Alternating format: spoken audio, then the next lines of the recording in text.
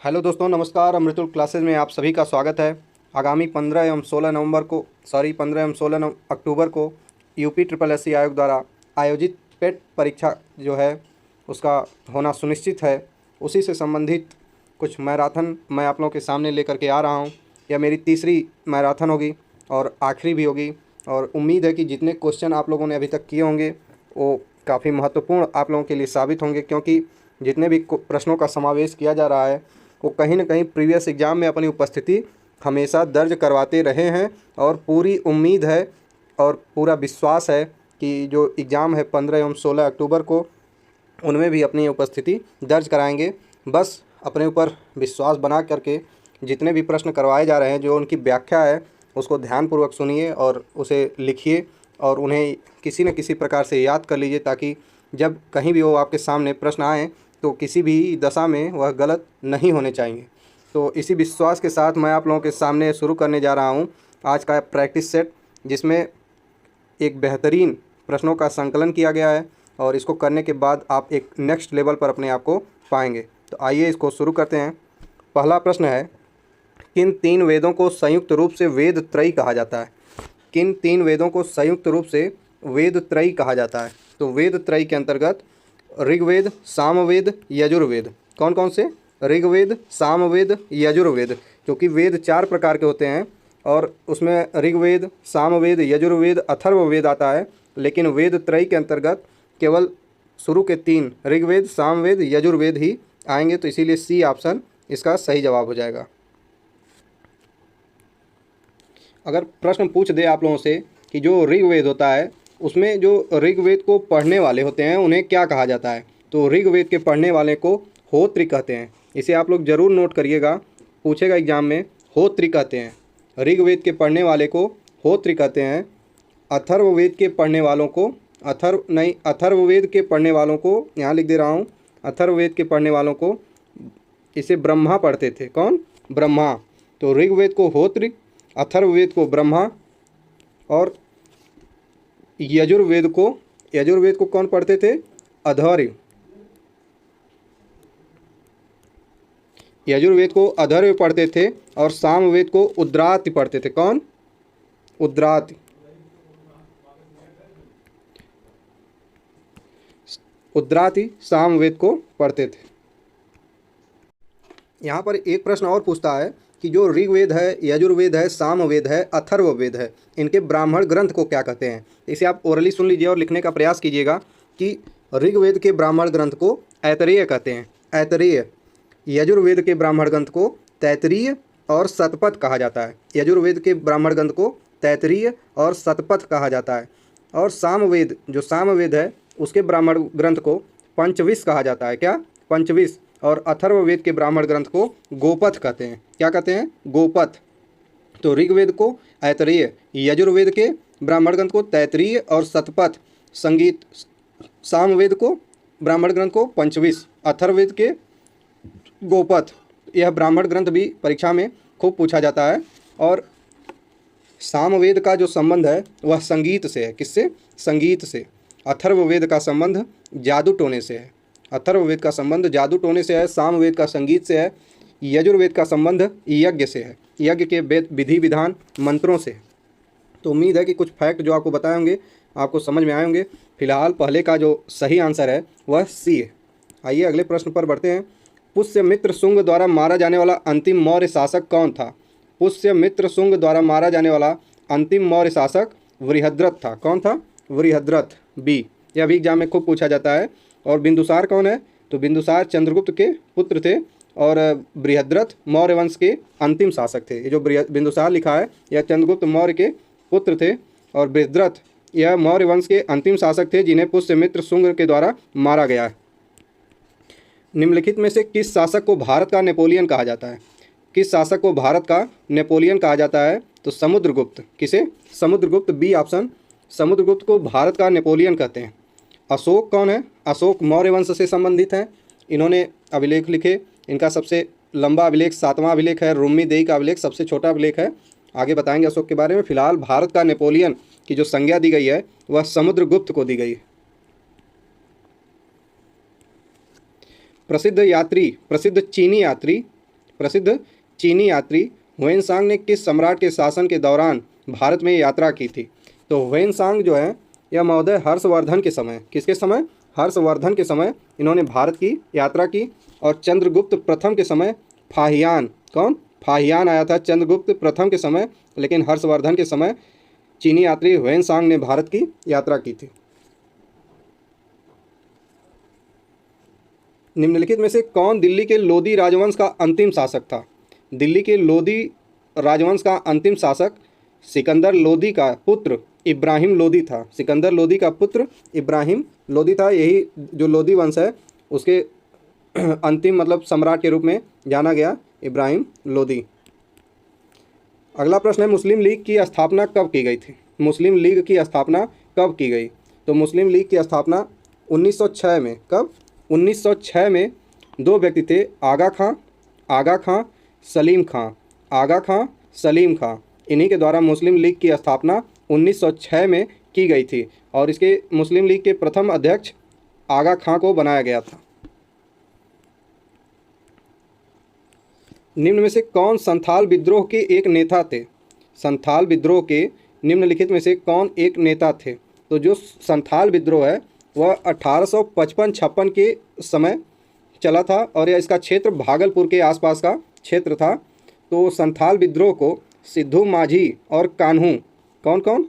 सिद्धू माझी और कान्हू, इन दोनों ने चलाया था। तो इसमें बी ऑप्शन में सिद्धू माझी का नाम दिया गया है और एक नाम कान्हू है, तो ऑप्शन में है नहीं। और पूछ रहा है कौन एक नेता थे, तो सिद्धू माझी सही जवाब हो जाएगा इसका।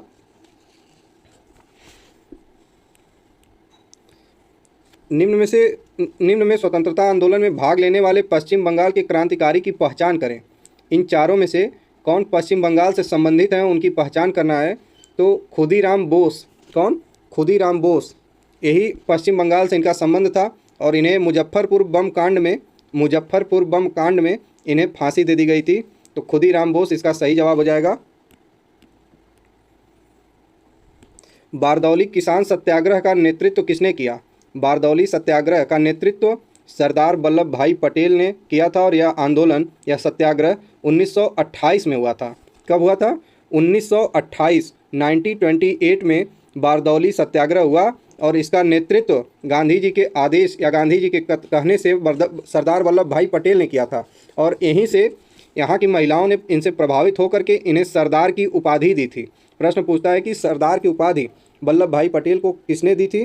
तो वल्लभ भाई पटेल को सरदार की उपाधि बारदौली की महिलाओं ने दिया था।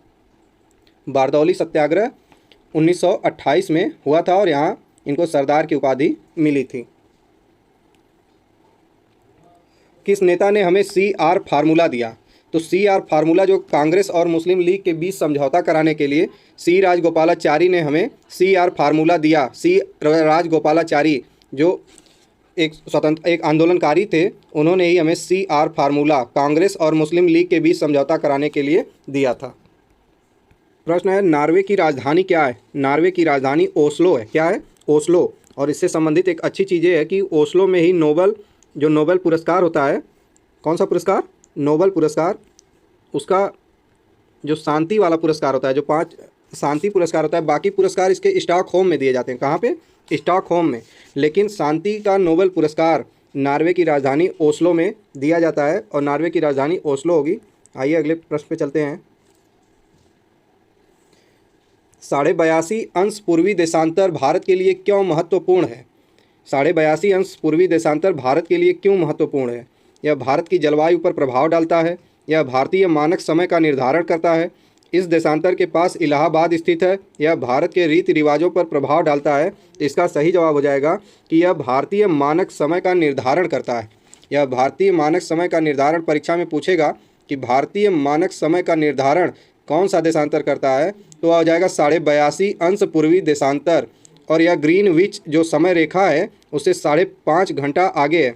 और प्रश्न पूछेगा कि 82.5 अंश पूर्वी देशांतर कहाँ से, भारत में कहाँ से गुजरता है, तो यह नैनी, इलाहाबाद और मिर्ज़ापुर के मध्य एक स्थान है नैनी, वहाँ से 82.5 अंश पूर्वी देशांतर जो भारतीय मानक समय रेखा है वह यहीं से गुजरती है और यही बी ऑप्शन इसका सही जवाब हो जाएगा। 2011 की जनगणना के अनुसार भारत की साक्षरता दर कितनी थी?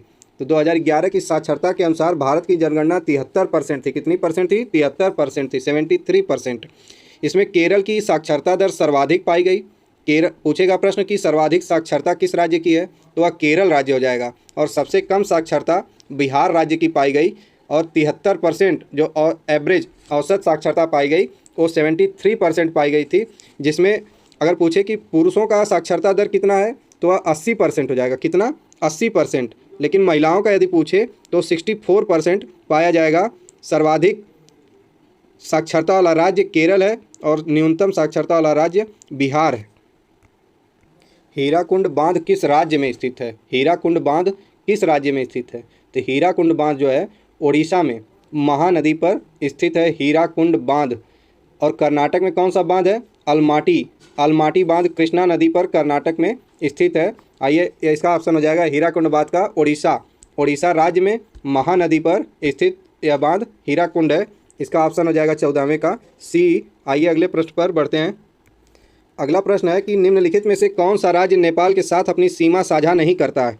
कौन सा राज्य नेपाल के साथ अपनी सीमा साझा नहीं करता है? तो सबसे पहले यदि हम यह जानने का प्रयास करें कि नेपाल के साथ भारत के कौन कौन से राज्य सीमा साझा करते हैं, तो इसे मैं बोल रहा हूँ, आप लोग लिख लीजिएगा। नेपाल से भारत के जो राज्य सीमा साझा करते हैं उसमें सबसे पहले आ जाएगा उत्तर प्रदेश, फिर बिहार, उसके बाद उत्तराखंड, पश्चिम बंगाल और सिक्किम। फिर से रिपीट करता हूँ, उत्तर प्रदेश बिहार, उत्तर प्रदेश बिहार, उत्तराखंड, उत्तर प्रदेश बिहार उत्तराखंड, पश्चिम बंगाल सिक्किम, उत्तर प्रदेश बिहार उत्तराखंड सिक्किम पश्चिम बंगाल। लेकिन असम जो है वह नेपाल के साथ सीमा साझा नहीं करता है, बल्कि असम जो है ये भूटान और किसके साथ? भूटान और बांग्लादेश के साथ अपनी सीमा साझा करता है, लेकिन नेपाल के साथ यह सीमा अपनी साझा नहीं करता है। तो इसका सही जवाब 15 का हो जाएगा डी। असम ऐसा राज्य है जो नेपाल के साथ अपनी सीमा साझा नहीं करता है। भारत के संविधान में किस संशोधन के अंतर्गत वस्तु एवं सेवा कर अर्थात जीएसटी, इसकी हिंदी भी पूछ देगा तो कंफ्यूज ना हो जाएगा। जीएसटी को कहते हैं गुड्स एंड सर्विस टैक्स। वस्तु एवं सेवा कर, गुड्स एंड सर्विस टैक्स किस संविधान संशोधन के अंतर्गत लगाया गया था? अर्थात यह जो जीएसटी आया था इसका संबंध किस संविधान संशोधन से है? तो इसका संविधान संशोधन है 101 अर्थात 101वां संविधान संशोधन है। जो आरक्षण दिया गया, सवर्णों को आरक्षण दिया गया आर्थिक आधार पर, उसका संबंध अर्थात ईडब्ल्यूएस का संबंध 103वें संविधान संशोधन से। किससे? 103वें संविधान संशोधन से। जीएसटी का संबंध 101वें संविधान संशोधन से। और अगर प्रश्न पूछ दे कि कौन सा ऐसा संविधान संशोधन था जिसे सुप्रीम कोर्ट ने रद्द कर दिया था, वह हो जाएगा 99वां संविधान संशोधन। इसे सुप्रीम कोर्ट ने रद्द कर दिया था। जीएसटी एक प्रकार का अप्रत्यक्ष कर है। कैसा कर है जीएसटी? अप्रत्यक्ष कर है। और इसके जो जीएसटी काउंसिल होती है उसका हेड वित्त मंत्री, जो भारत के केंद्रीय वित्त मंत्री हैं, वही जीएसटी काउंसिल के अध्यक्ष होते हैं। और अभी 47वीं बैठक कुछ दिनों पहले, करंट का क्वेश्चन है कि जीएसटी की 47वीं बैठक कहाँ हुई थी, तो उसका सही जवाब हो जाएगा चंडीगढ़ में जीएसटी काउंसिल की 47वीं बैठक हुई थी। और एक प्रश्न है कि जीएसटी से संबंधित एक संग्रहालय का निर्माण किया जा रहा है, उसका नाम क्या है और वह कहाँ पर उसको बनाया जा रहा है? तो जीएसटी संग्रहालय का निर्माण पणजी, गोवा की राजधानी है पणजी, वहाँ पर जीएसटी संग्रहालय का निर्माण किया जा रहा है और उसका नाम है धरोहर। क्या नाम है उसका? धरोहर। और जीएसटी किस संविधान संशोधन के अंतर्गत लाया गया? 101वें संविधान संशोधन के अंतर्गत लाया गया। एक प्रकार का अप्रत्यक्ष कर है। कैसा कर है? अप्रत्यक्ष कर अर्थात इनडायरेक्ट टैक्स है जीएसटी। क्योंकि जीएसटी टॉपिक दिया गया है अलग से एग्जाम में पूछने के लिए, तो जीएसटी से जितने सवाल बन सकते हैं, करंट के सवाल पूछेगा तो 47वीं बैठक कहाँ हुई थी और जीएसटी संग्रहालय कहाँ बन रहा है और उसका क्या नाम है। 2 सवाल ये हो जाएंगे। एक सवाल पूछ सकता है जीएसटी से संबंधित कि इसकी जो काउंसिल होती है उसका अध्यक्ष कौन होता है। दूसरा सवाल पूछेगा कि जीएसटी कब से भारत में लागू हुई थी। यह आप लोग भी जान लीजिए कि 1 जुलाई 2017 से जीएसटी लागू की गई थी। बाकी इससे संबंधित एक भी प्रश्न नहीं बनना चाहिए, चाहे आपसे पूछ लेगा कि जीएसटी काउंसिल के अध्यक्ष कौन होते हैं या जीएसटी से संबंधित कौन सा संविधान संशोधन है 101 है। उसके बाद जीएसटी की बैठक 47वीं बैठक कहाँ हुई थी? चंडीगढ़ में हुई थी। और इससे संबंधित जो संग्रहालय का निर्माण किया जा रहा है वह कहाँ पे है? तो गोवा पणजी में है। और उसका नाम क्या है? धरोहर नाम है। 1 रुपये के नोट पर किसके हस्ताक्षर होते हैं? 1 रुपये के नोट पर किसके हस्ताक्षर होंगे? 1 रुपये के नोट पर भारतीय वित्त सचिव, ना ही भारत सरकार का हस्ताक्षर होगा, ना ही रिजर्व बैंक के गवर्नर का हस्ताक्षर होगा। जो भारत के वित्त सचिव होते हैं अर्थात सी ऑप्शन, उन्हीं का इस पे हस्ताक्षर होता है। बाकी पे आरबीआई के गवर्नर का हस्ताक्षर होता है। प्रश्न है कि प्रथम वित्त आयोग है, प्रथम वित्त आयोग के अध्यक्ष कौन थे? तो प्रथम वित्त आयोग के अध्यक्ष K C. Neogy, B option, K C. Neogy प्रथम वित्त आयोग के अध्यक्ष थे। वित्त आयोग से संबंधित अनुच्छेद अगर पूछे तो 280, कौन सा अनुच्छेद? 280 अनुच्छेद है। और वर्तमान में 15वां वित्त आयोग चल रहा था। जब 15वां वित्त आयोग के अध्यक्ष कौन है?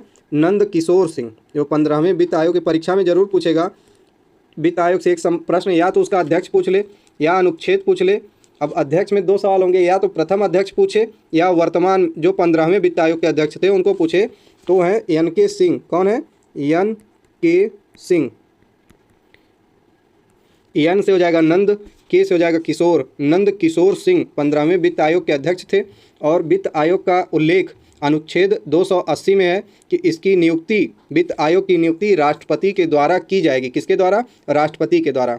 तो वित्त आयोग से संबंधित 4 प्रश्न पूछेगा। इससे संबंधित अनुच्छेद, इसकी नियुक्ति, इसका अध्यक्ष, या तो पहला अध्यक्ष के.सी. नियोगी महाराज हैं और या तो 15वां अध्यक्ष एन के सिंह। नंद किशोर सिंह जरूर याद करिएगा, कहीं नीलकंठ सिंह लिख दिया या 2-4 नाम ऐसे ही लिख दिए तो दिक्कत हो जाएगी, और दिक्कत से आपको बचना है तो नंद किशोर सिंह को याद कर लीजिए महाराज।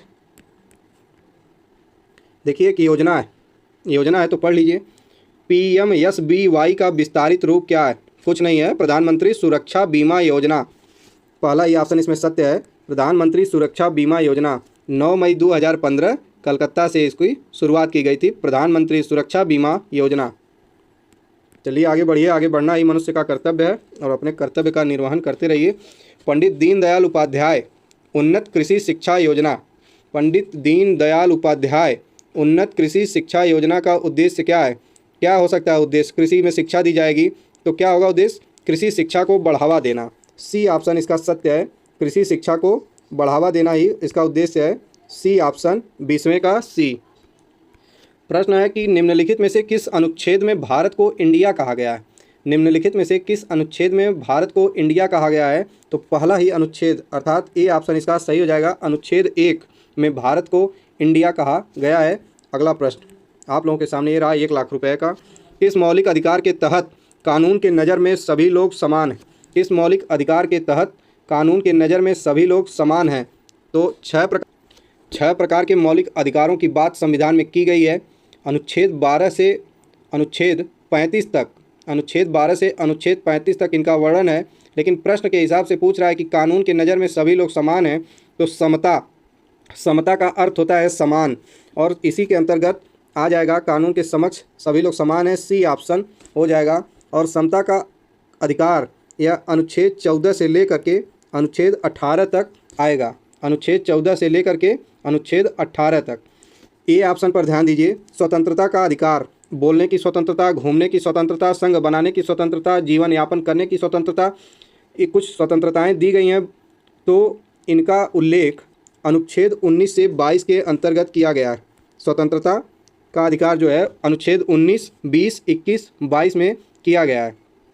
संस्कृति और शिक्षा संबंधी अधिकार, बी ऑप्शन जो है यह अनुच्छेद 29 और 30 में आ जाएगा। किसमें? 29 और 30 में आ जाएगा। संस्कृति और शिक्षा संबंधी अधिकार। शोषण के विरुद्ध अधिकार, शोषण के विरुद्ध अधिकार ये आ जाएगा अनुच्छेद 23 और 24 में। 24 में जो छोटे बच्चों से कार्य कराया जाता है वह अनुच्छेद 24 में आ जाएगा। इसी अनुच्छेद का प्रयोग करके किसी भी ऐसे बालक को जिसकी उम्र कानूनतः कम है उसको किसी फैक्ट्री या किसी होटल में काम करने के लिए मना किया गया है, मतलब कानूनी रूप से अवैध है। तो इसका सी ऑप्शन हो जाएगा। समता का अधिकार 14 से 18 में आ जाएगा। बाकी धार्मिक स्वतंत्रता 25 से 28 में आती है। स्वतंत्रता का अधिकार 19 से 22, संस्कृति और शिक्षा संबंधी अधिकार 29-30, शोषण के विरुद्ध अधिकार 23 और 24। निम्नलिखित में से कौन भारत के पूर्व राष्ट्रपति हैं? निम्नलिखित में से कौन भारत के पूर्व राष्ट्रपति हैं? तो सी ऑप्शन हो जाएगा डॉक्टर राजेंद्र प्रसाद। यही भारत के पूर्व राष्ट्रपति, संविधान सभा के अध्यक्ष और इंडिया डिवाइडेड किताब के क्या है, इंडिया डिवाइडेड किताब के लेखक हैं। बाकी राजीव गांधी, इंदिरा गांधी, लाल बहादुर शास्त्री, ये तीनों लोग भारत के सम्मानित प्रधानमंत्री थे। लोकसभा स्थगित करने का अधिकार किसके पास? लोकसभा स्थगित करने का अधिकार किसे है? तो अध्यक्ष, प्रधानमंत्री, संसदीय कार्य मंत्री, राष्ट्रपति। तो लोकसभा स्थगित करने का अधिकार राष्ट्रपति को है। चाहे लोकसभा का मतलब जो संसद है उसका सत्र बुलाना हो या उसे स्थगित करना हो, सत्राहूत या सत्रावसान, आहूत मतलब बुलाना, अवसान मतलब उसे स्थगित करना, ये दोनों अधिकार अनुच्छेद 85 के 2 में दिया गया है कि लोकसभा को स्थगित करने का अधिकार और उसको बुलाने का अधिकार राष्ट्रपति के पास है। डी ऑप्शन, डी ऑप्शन इसका सही होगा। निम्नलिखित में से किस राज्य ने सर्वप्रथम पंचायती राज व्यवस्था को अपनाया? तो पंचायती राज व्यवस्था का संबंध राजस्थान से इसलिए है कि सर्वप्रथम राजस्थान ने ही पंचायती राज व्यवस्था को 2 अक्टूबर 1959 को अपनाया था और यह नागौर जिला है राजस्थान में, वहीं पर सर्वप्रथम पंचायती राज व्यवस्था लागू की गई थी। कौन सा जिला? नागौर। नागौर जिला राजस्थान में है। 2 अक्टूबर 1959, 2 अक्टूबर 1959 इसी दिन को पंचायती राज व्यवस्था को सर्वप्रथम राजस्थान के नागौर में अपनाया गया था। और यदि पूछे कि पंचायती राज व्यवस्था से संबंधित समिति का नाम बताइए, तो बलवंत राय मेहता समिति। बलवंत राय मेहता समिति जिसका गठन 1957 में किया गया था, उसी की संस्तुति पर पंचायती राज व्यवस्था, जो त्रिस्तरीय पंचायती राज व्यवस्था है, एक जिला स्तर पर है, एक ब्लॉक स्तर पर, एक गांव स्तर पर, उसे अपनाया गया संविधान के द्वारा 2 अक्टूबर 1959 को। 2 अक्टूबर को महात्मा गांधी जी का जन्मदिन है और इसीलिए चूँकि गांधी जी हमेशा गांव की बात करते थे, ग्रामोदय की बात करते थे, इसीलिए पंचायती राज व्यवस्था को 2 अक्टूबर 1959 को लागू किया गया। अगला प्रश्न है कि दर्पण कारों की हेडलाइट में प्रयोग किया जाता है। तो जो कौन सा दर्पण जो कारों की हेडलाइट होती है उनमें प्रयोग किया जाता है? तो इसका हो जाएगा डी ऑप्शन, अवतल दर्पण का प्रयोग कारों की हेडलाइट में करते हैं। प्रत्यावर्ती धारा AC को दिष्ट धारा DC में बदलने के लिए किस युक्ति का प्रयोग करते हैं?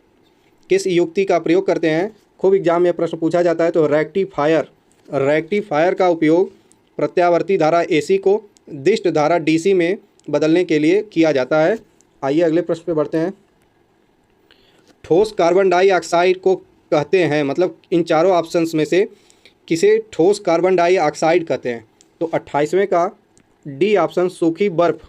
सूखी बर्फ को ठोस कार्बन डाइऑक्साइड कहते हैं। शरीर में किसकी कमी से किसकी गंभीर कमी के कारण क्वाशियोरकोर रोग हो जाता है? बताइए किसकी कमी से क्वाशियोरकोर रोग हो जाता है? तो डी ऑप्शन, प्रोटीन की कमी से गंभीर कमी के कारण क्वाशियोरकोर रोग हो जाता है।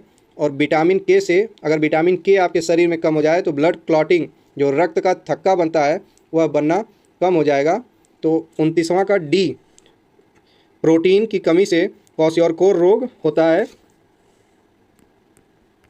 निम्नलिखित में से कौन सा मांसाहारी पादप है? निम्नलिखित में से कौन सा मांसाहारी पादप है? इसका जवाब हो जाएगा ए, वीनस फ्लाई ट्रैप। अप्रैल 2022 में नई दिल्ली में आयोजित अमृत समागम सम्मेलन के दौरान किस पोर्टल का शुभारंभ किया गया? अप्रैल 2022 में नई दिल्ली में आयोजित अमृत समागम सम्मेलन के दौरान किस पोर्टल का शुभारंभ किया गया? तो उत्सव पोर्टल का शुभारंभ किया गया। जनवरी 2022 में जारी वन स्थिति रिपोर्ट 2021 के अनुसार भारत में कौन राज्य क्षेत्रफल की दृष्टि से सर्वाधिक वनावरण के संदर्भ में पहले स्थान पर है? पूछ रहा है प्रश्न में कि सर्वाधिक वनावरण किस राज्य में है। तो आप लोग जैसा जानते होंगे कि 17वीं वन रिपोर्ट आई थी और यह रिपोर्ट देहरादून से आती है और इसके अनुसार सर्वाधिक वन मध्य प्रदेश में है। सर्वाधिक वन मध्य प्रदेश में है, लेकिन यदि सर्वाधिक परसेंटेज में वन पूछे तो मिजोरम होगा। कहाँ होगा? मिजोरम में। सर्वाधिक वन मध्य प्रदेश में, सर्वाधिक प्रतिशत वन मिजोरम में और सबसे कम वन हरियाणा में। सबसे कम वन हरियाणा में, सबसे कम प्रतिशत वन हरियाणा में। तो कम में, प्रतिशत में भी और संख्या दोनों में हरियाणा होगा, लेकिन सर्वाधिक पूछे तो मध्य प्रदेश और प्रतिशत में पूछे तो मिजोरम इसका सही जवाब हो जाएगा। और वन मंत्री इस समय भारत में भूपेंद्र यादव हैं। कौन? भूपेंद्र यादव। 1 से 4 अप्रैल 2022 के मध्य तत्कालीन राष्ट्रपति रामनाथ कोविंद किस देश की राजकीय यात्रा पर गए थे? तो तुर्कमेनिस्तान की यात्रा पर राष्ट्रपति जी गए थे और वर्तमान में राष्ट्रपति द्रौपदी मुर्मू हैं। अप्रैल 2022 में Stockholm International Peace Research Institute द्वारा जारी विश्व सैन्य खर्च प्रवृत्तियां रिपोर्ट 2021 के अनुसार विश्व के सर्वाधिक सैन्य खर्च वाले देशों में भारत का कौन सा स्थान है? बहुत ही महत्वपूर्ण प्रश्न है कि भारत का कौन सा स्थान विश्व के संदर्भ में है सैन्य खर्च के मामले में, अर्थात सैन्य के जो मतलब सैनिक हैं उनकी साज सज्जा या हथियार गोला बारूद के ऊपर खर्च करने के मामले में भारत का कौन सा स्थान है? इसमें भारत का स्थान है तीसरा। सबसे पहला स्थान है अमेरिका का, उसके बाद है चाइना का, तीसरे स्थान पर है भारत। अप्रैल 2022 में किस बैंक ने वित्तीय समावेशन के लिए समाधानों के सह सृजन तथा नवोन्मेषण के लिए फिनटेक स्टार्टअप समुदाय के साथ सहयोग करने हेतु एक संयुक्त पहल फिंक्लुवेशन लॉन्च किया है? तो इसका संबंध फिंक्लुवेशन का संबंध किससे है? India post payment bank, option A. फरवरी 2022 में भारतीय अंतरिक्ष अनुसंधान संगठन ने ध्रुवीय उपग्रह प्रक्षेपण यान PSLV-C52, बहुत महत्वपूर्ण सवाल है, PSLV-C52 के माध्यम से किस उपग्रह का सफल परीक्षण किया गया? तो PSLV-C52 के माध्यम से EOS-04 का प्रक्षेपण किया गया। और यह बहुत इंपॉर्टेंट क्वेश्चन है। इसरो के अध्यक्ष वर्तमान में सोमनाथ हैं। कौन है? सोमनाथ। इसरो के अध्यक्ष सोमनाथ हैं और इसकी स्थापना आप लोग बताएंगे कि इसरो की स्थापना कब हुई थी, क्योंकि सिलेबस में लिखा है कि भारतीय अनुसंधान संगठन के बारे में भी पूछा जाएगा। तो अनुसंधान संगठन में इसरो आ जाएगा, DRDO आ जाएगा और CSIR, ये 3 बहुत महत्वपूर्ण संस्थाएं हैं। तो इनके अध्यक्ष और इनकी स्थापना तारीख आपको याद होनी चाहिए। तो इसरो के अध्यक्ष इस समय सोमनाथ हैं और उसकी स्थापना कब हुई थी आप लोग कमेंट बॉक्स में ज़रूर बताइए। फरवरी 2022 में प्रसिद्ध पार्श्व गायिका लता मंगेशकर, जिन्हें हम स्वर कोकिला के नाम से जानते हैं, किस नाम से? स्वर कोकिला के नाम से जानते हैं, उनका निधन हो गया। उन्हें किस वर्ष भारत रत्न से सम्मानित किया गया था? तो प्रश्न है कि लता जी को भारत रत्न कब दिया गया? इसका सही जवाब हो जाएगा वर्ष 2001 में इन्हें भारत रत्न से सम्मानित किया गया था। अप्रैल 2022 में कहाँ पहली बार राष्ट्रीय राजधानी के बाहर राष्ट्रीय बाघ संरक्षण प्राधिकरण की बैठक हुई? इसका सही जवाब हो जाएगा पाक्के बाघ अभयारण्य। कौन सा? पाक्के बाघ अभयारण्य। अब देखिए, अगर आपका दिन सही हुआ तो यह वर्तनी में सवाल पूछ सकता है कि अभयारण्य कैसे लिखते हैं? तो अभयारण्य लिखते हैं। क्या लिखते हैं? अभयारण्य। इसमें जो अन्य ऑप्शन है सी, तो इसका जवाब हो जाएगा। लेकिन राजा जी बाघ अभयारण्य कहाँ है? तो यह उत्तराखंड में है। कार्बेट बाघ अभयारण्य उत्तराखंड में है, लेकिन अब इसका नाम कार्बेट नहीं रह करके रामगंगा हो गया है। क्या हो गया है? रामगंगा। पेंच बाघ अभयारण्य यह महाराष्ट्र और मध्य प्रदेश में संयुक्त रूप से स्थित है, पेंच बाघ अभयारण्य। फरवरी 2022 में केंद्र सरकार द्वारा राष्ट्रीय शिक्षा नीति 2020 और 2021-22 की बजट घोषणाओं के अनुरूप वयस्क शिक्षा के लिए शुरू की गई योजना नव भारत साक्षरता कार्यक्रम। नव भारत साक्षरता कार्यक्रम की अवधि क्या है? यह 5 साल की योजना है, अर्थात 22 से 27, डी ऑप्शन हो जाएगा। 22 से 27 तक नव भारत साक्षरता कार्यक्रम चलाया जाएगा। अगर प्रश्न पूछ दे कि जो नई शिक्षा नीति है उसको प्राइमरी स्तर पर लागू करने वाला पहला राज्य कौन है, तो उसका सही जवाब हो जाएगा उत्तराखंड। उत्तराखंड ने प्राइमरी लेवल पर नई शिक्षा नीति को पूरी तरह से लागू कर दिया है। सवाल पूछ दे कि नई शिक्षा नीति को हायर लेवल पर लागू करने वाला पहला राज्य कौन है, तो उसका सही जवाब हो जाएगा गोवा। इसने उच्च शिक्षा में नई शिक्षा नीति को लागू किया है। फरवरी मार्च 2022 के मध्य 5वीं संयुक्त राष्ट्र पर्यावरण सभा 2022 का आयोजन कहाँ किया गया? तो 5वीं संयुक्त राष्ट्र महासभा 2022 का आयोजन नैरोबी में हुआ था। कहाँ पे? नैरोबी, केन्या में है। और यहीं पर पर्यावरण से संबंधित एक संस्था है, उसका नाम कमेंट बॉक्स में ज़रूर लिखिए कि नैरोबी में पर्यावरण से संबंधित संस्था का क्या नाम है। मॉन्ट्रियल का संबंध कनाडा से है और वहाँ पर एक प्रोटोकॉल हुआ था, हम उसे मॉन्ट्रियल प्रोटोकॉल कहते हैं। 1987 में ओजोन गैस से संबंधित 16 सितंबर 1987 को मॉन्ट्रियल प्रोटोकॉल हुआ था। 16 सितंबर को ओजोन दिवस मनाते हैं, 16 सितंबर को ओजोन दिवस मनाते हैं। डेनमार्क की राजधानी कहाँ है? डेनमार्क की राजधानी कहाँ है? तो इसका सही जवाब हो जाएगा ए, डेनमार्क की राजधानी है कोपेनहेगन। डेनमार्क की राजधानी कहाँ है? कोपेनहेगन है। वियना, वियना ऑस्ट्रेलिया की राजधानी है। वियना किसकी राजधानी है? ऑस्ट्रिया की राजधानी है वियना। स्टॉकहोम स्वीडन की राजधानी, कहाँ की राजधानी है? स्वीडन की। और ओस्लो नॉर्वे की राजधानी है। तो कोपेनहेगन डेनमार्क की, स्टॉकहोम स्वीडन की, वियना ऑस्ट्रिया की, नॉर्वे की राजधानी ओस्लो।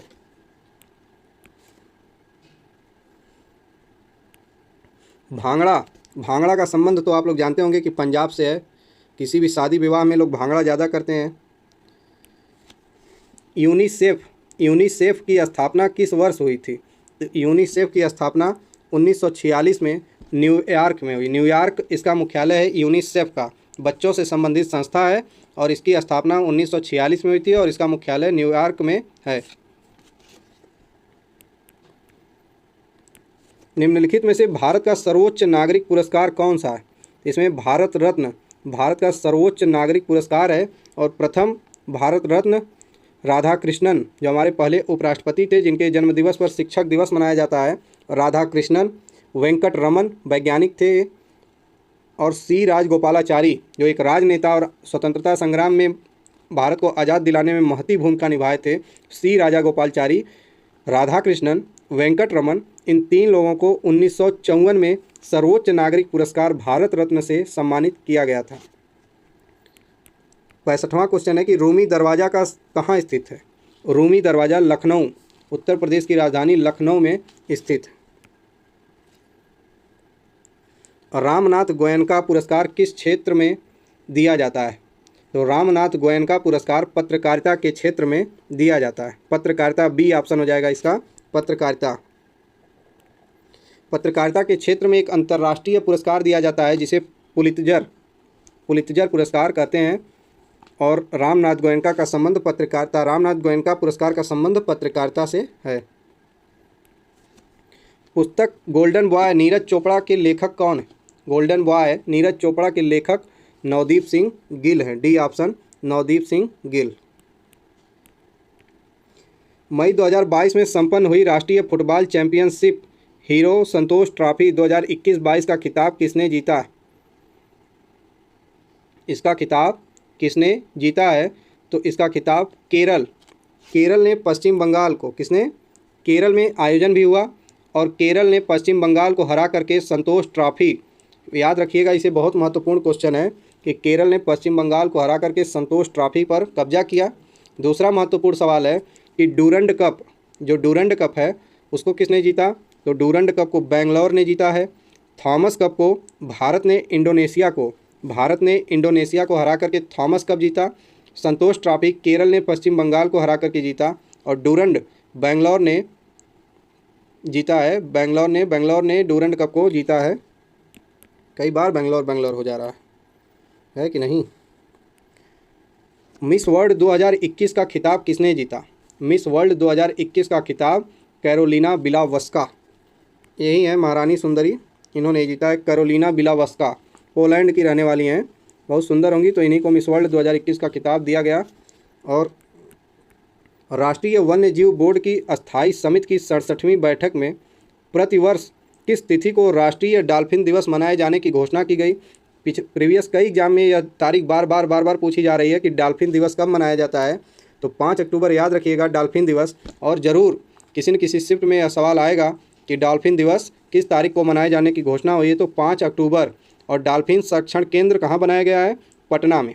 डॉल्फिन संरक्षण केंद्र पटना में। मृतकों का टीला के नाम से जाना जाता है तो मोहनजोदड़ो, इसका जो बी ऑप्शन है, मोहनजोदड़ो को मृतकों का टीला के नाम से भी जाना जाता है। हड़प्पा, इसकी खोज दयाराम साहनी ने 1921 में की थी। कालीबंगा जो राजस्थान में स्थित है और बनवाली यह हरियाणा में स्थित है। तो पहले का ऑप्शन हो जाएगा बी, मोहनजोदड़ो। मृतकों का टीला। ऋग्वेद के प्रमुख देवता कौन है? तो ऋग्वेद के प्रमुख देवता अग्नि। कौन? अग्नि है ऋग्वेद के प्रमुख देवता, अग्नि। महावीर का जन्म कहाँ हुआ? तो महावीर जो जैन धर्म के वास्तविक संस्थापक माने जाते हैं, इनका जन्म कुंडग्राम वैशाली में हुआ था। कहाँ पे हुआ? कुंडग्राम वैशाली में इनका जन्म हुआ। लुम्बिनी में किसका जन्म हुआ? तो लुम्बिनी में महात्मा बुद्ध का जन्म हुआ। सारनाथ में उन्होंने पहला उपदेश दिया था। बाकी महावीर का जन्म कुंडग्राम वैशाली में हुआ था। दीवाने खैरात अर्थात जो बेरोजगारों के लिए एक विभाग की तरह कार्य किया। दीवाने खैरात, बेरोजगार, भिखारी, असहाय, इनके लिए दीवाने खैरात की व्यवस्था फिरोज तुगलक, किसने? फिरोज तुगलक ने दीवाने खैरात नामक विभाग की अलग व्यवस्था की थी। इसमें मिलान करना है कि किसकी कब्र या मकबरा कहाँ पर बनाया गया। तो आइए मिलान करते हैं। बाबरा को जो है ना काबुल में मिलाया गया। कहाँ पे? काबुल में। इसको यहीं पे इसकी मिट्टी पलीद हुई थी, काबुल में। और जो अकबर हैं, शहंशाह अकबर, इनको सिकंदरा, अकबर को कहाँ? सिकंदरा। जहांगीर को कहाँ? इनको लाहौर भेज दिया गया। और शाहजहाँ ही बेटा बनाए थे ताजमहल, इनको वहीं इनका लड़का दफना दिया। कहाँ पे? आगरा में। और इन सब चीज़ों का अध्ययन करने से यदि आप मिलाएंगे कि ए का 3, बी का 4, सी का 1 और डी का 2, तो सी ऑप्शन सत्य होगा। C option. बाबर अकबर वह अंग्रेज़ सम्राट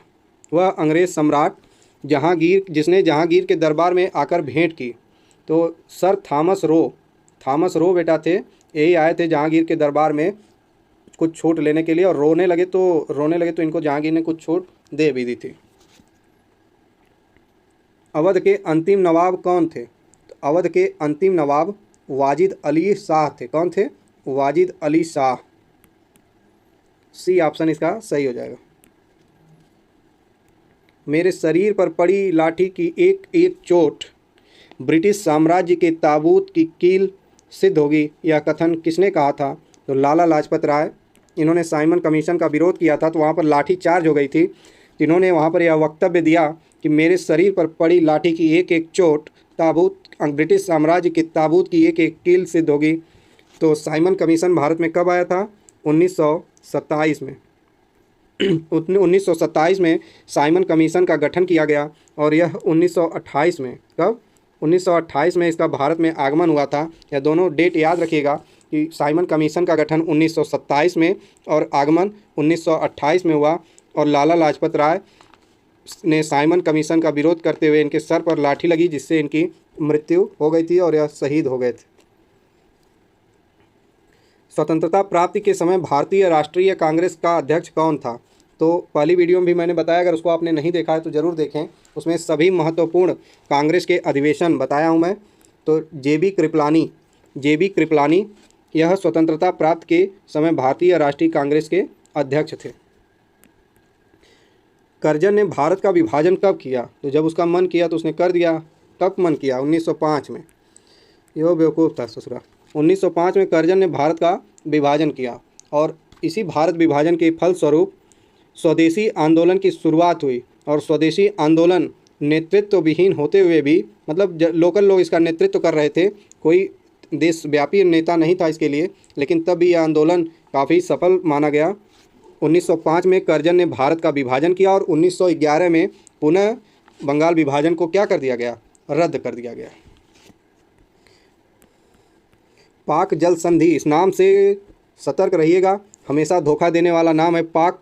अर्थात पाक जल संधि भारत को किस देश से अलग करती है? तो सवाल में भी धोखा देगा। पाक शब्द से कभी भी पाकिस्तान की तरफ न जा करके श्रीलंका से जोड़िए। जो पाक जल संधि का संबंध है श्रीलंका और भारत के संदर्भ में लिखा गया है। भारत और श्रीलंका को अलग करने वाली जल संधि या जोड़ने वाली जल संधि है पाक जल संधि। उज्जैन किस नदी के तट पर स्थित है? तो उज्जैन क्षिप्रा नदी के तट पर स्थित है। उज्जैन बी ऑप्शन सही हो जाएगा। जिम कॉर्बेट राष्ट्रीय उद्यान, अभी बताया हूँ इसके बारे में, उत्तराखंड में। किसमें? उत्तराखंड में। और इसका वर्तमान नाम रामगंगा हो गया है, क्योंकि इसके मध्य से रामगंगा नदी प्रवाहित होती है। एम्स्टर्डम किसकी राजधानी है? तो यह नीदरलैंड की राजधानी। एम्स्टर्डम नीदरलैंड की राजधानी। कहाँ की? नीदरलैंड। और यूनाइटेड अरब अमीरात, यह यूएई। UAE इसकी राजधानी है अबू धाबी। कहाँ है? Abu Dhabi. और इसकी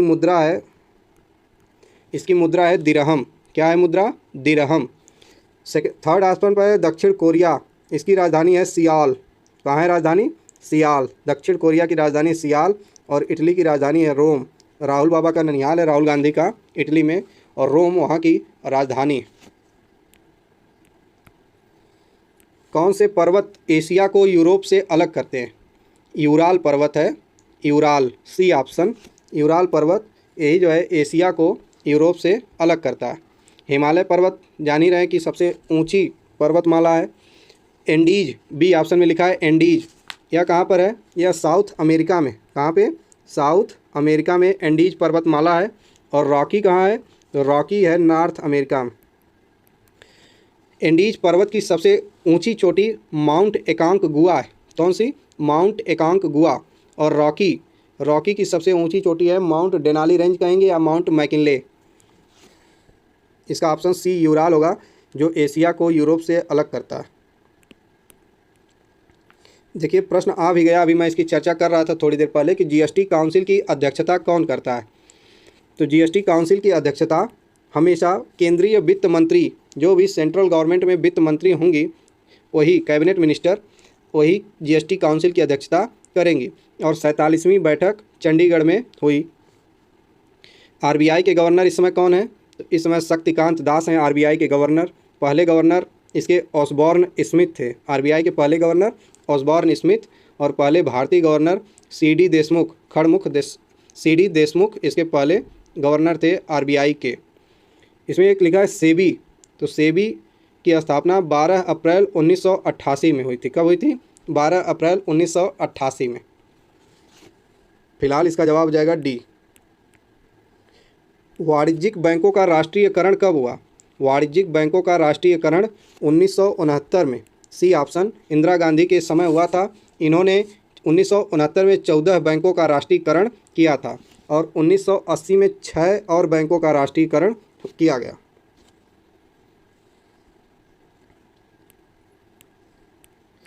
CRR का असंक्षिप्त रूप, मतलब CRR का फुल फॉर्म, पूरा रूप क्या होगा? इसका पूरा रूप हो जाएगा CRR का कैश रिजर्व रेशियो, नकद आरक्षित अनुपात। कैश रिजर्व रेशियो, नकद आरक्षित अनुपात। प्रधानमंत्री जन धन योजना की शुरुआत 2014 में हुई थी। कब हुई थी? 2014 में प्रधानमंत्री जन धन योजना की शुरुआत हुई थी। एक महत्वपूर्ण सवाल आप लोगों के सामने कि आर्थिक कार्यों के क्षेत्रक मुख्यतः कितने भागों में बटे हैं? तो यह इसका जवाब हो जाएगा 3 भाग हैं, प्राथमिक क्षेत्र, द्वितीयक क्षेत्र, तृतीयक क्षेत्र। सवाल पूछेगा कि इनमें से कौन प्राथमिक क्षेत्र के अंतर्गत आएगा। तो एक बात साधारण सी याद रखिएगा कि जिसका संबंध प्रकृति से हो, अर्थात प्राकृतिक संसाधन, अर्थात कृषि हो गई, वन हो गया, जंगल हो गया, मछली पालन हो गया, इन सब का संबंध प्रकृति से है, नेचर से है, तो यह प्राथमिक क्षेत्र में आएंगे। द्वितीय क्षेत्र में विनिर्माण आएगा, विनिर्माण। और तृतीय क्षेत्र में आएगी सेवा, चाहे वह टीचर हो, चाहे बैंकिंग की सेवा हो, या IAS PCS जितनी भी सर्विस हैं, ये सारे तृतीय क्षेत्र में आएंगे। प्राथमिक क्षेत्र में वे सभी वस्तुएं जो नेचर, प्रकृति के साथ सीधे जुड़ी हुई हैं, प्राथमिक क्षेत्र में आ जाएंगी। और एक ऑप्शन में आता है हमेशा खनन पूछेगा कि खनन किस क्षेत्र में आता है। तो खनन हमेशा प्राथमिक क्षेत्र में आएगा। ये कई बार एग्जाम में डायरेक्ट पूछता है कि खनन किस क्षेत्र में आएगा, तो इसे हम प्राथमिक क्षेत्र में रखेंगे। भारतीय संविधान की प्रस्तावना में किस प्रकार के न्याय की बात नहीं कही गई है? तो जो न्याय है, सामाजिक न्याय की बात की गई, आर्थिक न्याय की बात की गई और राजनैतिक न्याय की बात की गई, लेकिन लोकतांत्रिक न्याय की बात संविधान की प्रस्तावना में नहीं कही गई। ए ऑप्शन इसका सही जवाब होगा। 5 प्रकार की स्वतंत्रता की बात की गई है प्रस्तावना में, विचार, अभिव्यक्ति, विश्वास, धर्म, उपासना। स्वतंत्रता 5 प्रकार की, विचार की स्वतंत्रता, अभिव्यक्त करने की स्वतंत्रता, विश्वास की स्वतंत्रता, धर्म की स्वतंत्रता और उपासना की स्वतंत्रता। और समता, 2 प्रकार की समता की बात प्रस्तावना में की गई है, प्रतिष्ठा और अवसर की समता की बात की गई है। बात करें यदि प्रस्तावना की, इसको 13 दिसंबर 1946 को जवाहरलाल नेहरू द्वारा संविधान सभा में प्रस्तुत किया गया था। और इससे संबंधित यह फैक्ट है कि प्रस्तावना इसको अमेरिका से लिया गया है प्रस्तावना को, लेकिन जो प्रस्तावना की भाषा है उसे ऑस्ट्रेलिया से लिया गया है। तो प्रस्तावना पूछेगा तो अमेरिका से लिया गया है और प्रस्तावना की भाषा को ऑस्ट्रेलिया से लिया गया है। इसमें 5 प्रकार की स्वतंत्रता, 3 प्रकार का न्याय और 2 प्रकार की समता की बात की गई है। सवाल है कि अभिव्यक्ति की स्वतंत्रता किस मौलिक अधिकार के अंतर्गत आती है? अभिव्यक्ति की स्वतंत्रता किस मौलिक अधिकार के अंतर्गत आती है?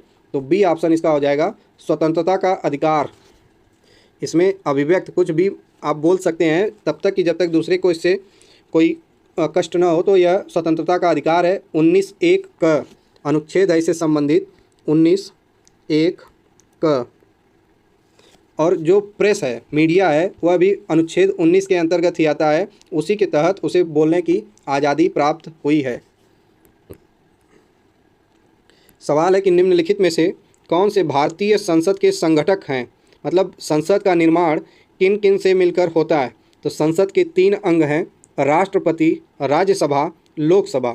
संसद के 3 अंग हैं, कौन कौन? राष्ट्रपति, जिनका उल्लेख अनुच्छेद 52 में है, राज्यसभा का उल्लेख अनुच्छेद 80 में है और लोकसभा का उल्लेख अनुच्छेद 81 में है तथा संसद का उल्लेख किसमें है? अनुच्छेद 79 में। तो ऑप्शन ए, बी, सी तीनों को इसमें समाहित करेंगे तो 23वें का डी ऑप्शन इसका सही जवाब हो जाएगा। भारत में उच्च न्यायालय की मुख्य न्यायाधीश बनने वाली पहली महिला कौन है? भारत में उच्च न्यायालय की मुख्य न्यायाधीश बनने वाली पहली महिला कौन थी? रूमा पाल, फातिमा बीबी, लीला सेठ, सैयद ताहिरा। इसका सही जवाब होगा लीला सेठ। हिमाचल प्रदेश का जो मुख्य हाई कोर्ट है, तो जो हिमाचल प्रदेश का उच्च न्यायालय है, वहाँ की पहली जो मतलब मुख्य न्यायाधीश बनी, वो पूरे भारत में कोई महिला मुख्य न्यायाधीश बनने की पहली घटना थी लीला सेठ की। सुप्रीम कोर्ट में यदि पूछे कि पहली महिला न्यायाधीश कौन है, तो वो फातिमा बीबी हैं।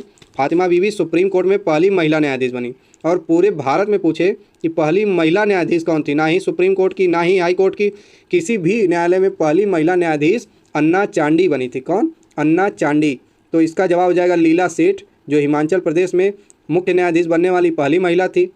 सुप्रीम कोर्ट में पहली महिला न्यायाधीश फातिमा बीबी बनी है, लेकिन 1950 से लेकर अब तक कोई भी सुप्रीम कोर्ट में महिला मुख्य न्यायाधीश नहीं बनी। तो इसका जवाब हो जाएगा सी, लीला सेठ। किस राज्य के राज्यपाल के रूप में, किसी राज्य के राज्यपाल के रूप में नियुक्ति के लिए भारत के संविधान द्वारा निर्धारित आयु कितनी है? सवाल सीधा है कि राज्यपाल की नियुक्ति, मतलब जो व्यक्ति राज्यपाल बनना चाहता है उसकी उम्र न्यूनतम कितनी होनी चाहिए? तो 25 का डी सही जवाब हो जाएगा, 35 साल। 35 साल का व्यक्ति राज्यपाल बनने के लिए आयु के आधार पर योग्य है। न्यूनतम उम्र 35 साल है, अधिकतम उम्र की कोई सीमा नहीं है। 21 साल में 21 ईयर में व्यक्ति प्रधान बन सकता है। 30 साल 30 ईयर में व्यक्ति राज्यसभा का सांसद बन सकता है। 25 साल में व्यक्ति लोकसभा का चुनाव लड़ सकता है। 35 साल में राष्ट्रपति और राज्यपाल का चुनाव वह लड़ने के अर्ह हो जाता है।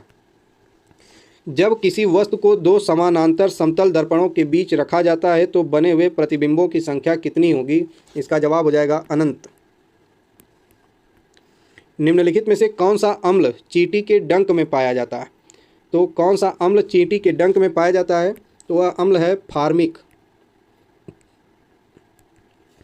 एसिड।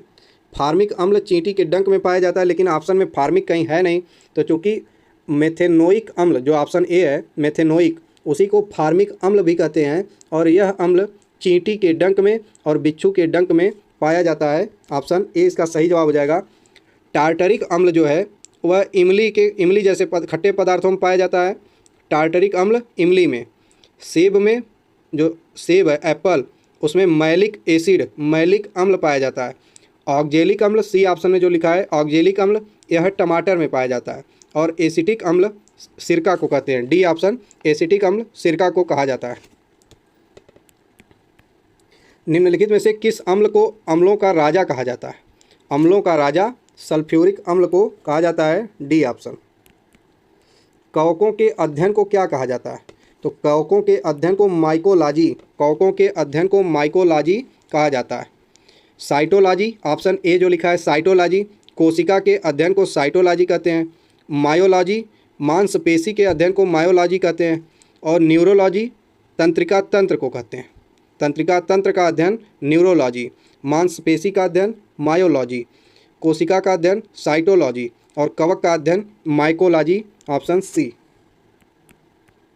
निम्नलिखित में से कौन सा जल में घुलने वाला विटामिन है? देखिए यहाँ पे जल में घुलने वाला विटामिन और वसा में घुलने वाला विटामिन खूब पूछता है एग्जाम में, तो इसका संबंध हो जाएगा, यदि आप एक शब्द याद रखें कि WBC अर्थात W से हो जाएगा वाटर, W से क्या हो जाएगा वाटर, और B और C ये दोनों विटामिन के नाम हैं, तो B और C विटामिन वाटर में घुलनशील है, WBC, तो जल में घुलने वाला विटामिन हो जाएगा B, option C, vitamin C। यह जल में घुलता है तो जल में घुलने वाला विटामिन हो जाएगा B और C। बाकी ADEK ये चारों विटामिन वसा में घुलनशील हैं और जल में विटामिन B और विटामिन C। भारत और संयुक्त अरब अमीरात व्यापक आर्थिक भागीदारी समझौता किस तिथि से आधिकारिक रूप से लागू हो जाएगा? इसका ऑप्शन ए हो जाएगा 1 मई 2022 से। देश के पहले अनाज आधारित इथेनॉल संयंत्र, ये बहुत इंपॉर्टेंट क्वेश्चन है कि देश के पहले अनाज आधारित इथेनॉल संयंत्र की स्थापना कहाँ की गई? तो 52 का डी ऑप्शन हो जाएगा पूर्णिया बिहार में एक जगह है, कहाँ? बिहार में पूर्णिया, वहाँ पर अनाज आधारित इथेनॉल संयंत्र की स्थापना की गई थी। D option Purnia Bihar. फरवरी 2022 में भारतीय प्रतिभूति एवं विनिमय बोर्ड सेबी ने किसकी अध्यक्षता में वैकल्पिक निवेश नीति पर सलाहकार समिति का गठन किया? तो इसका सही जवाब हो जाएगा बी, NR नारायण मूर्ति। इन्हीं की निवेश नीति पर सलाहकार समिति का पुनर्गठन इन्हीं की अध्यक्षता में किया गया है, NR नारायण मूर्ति।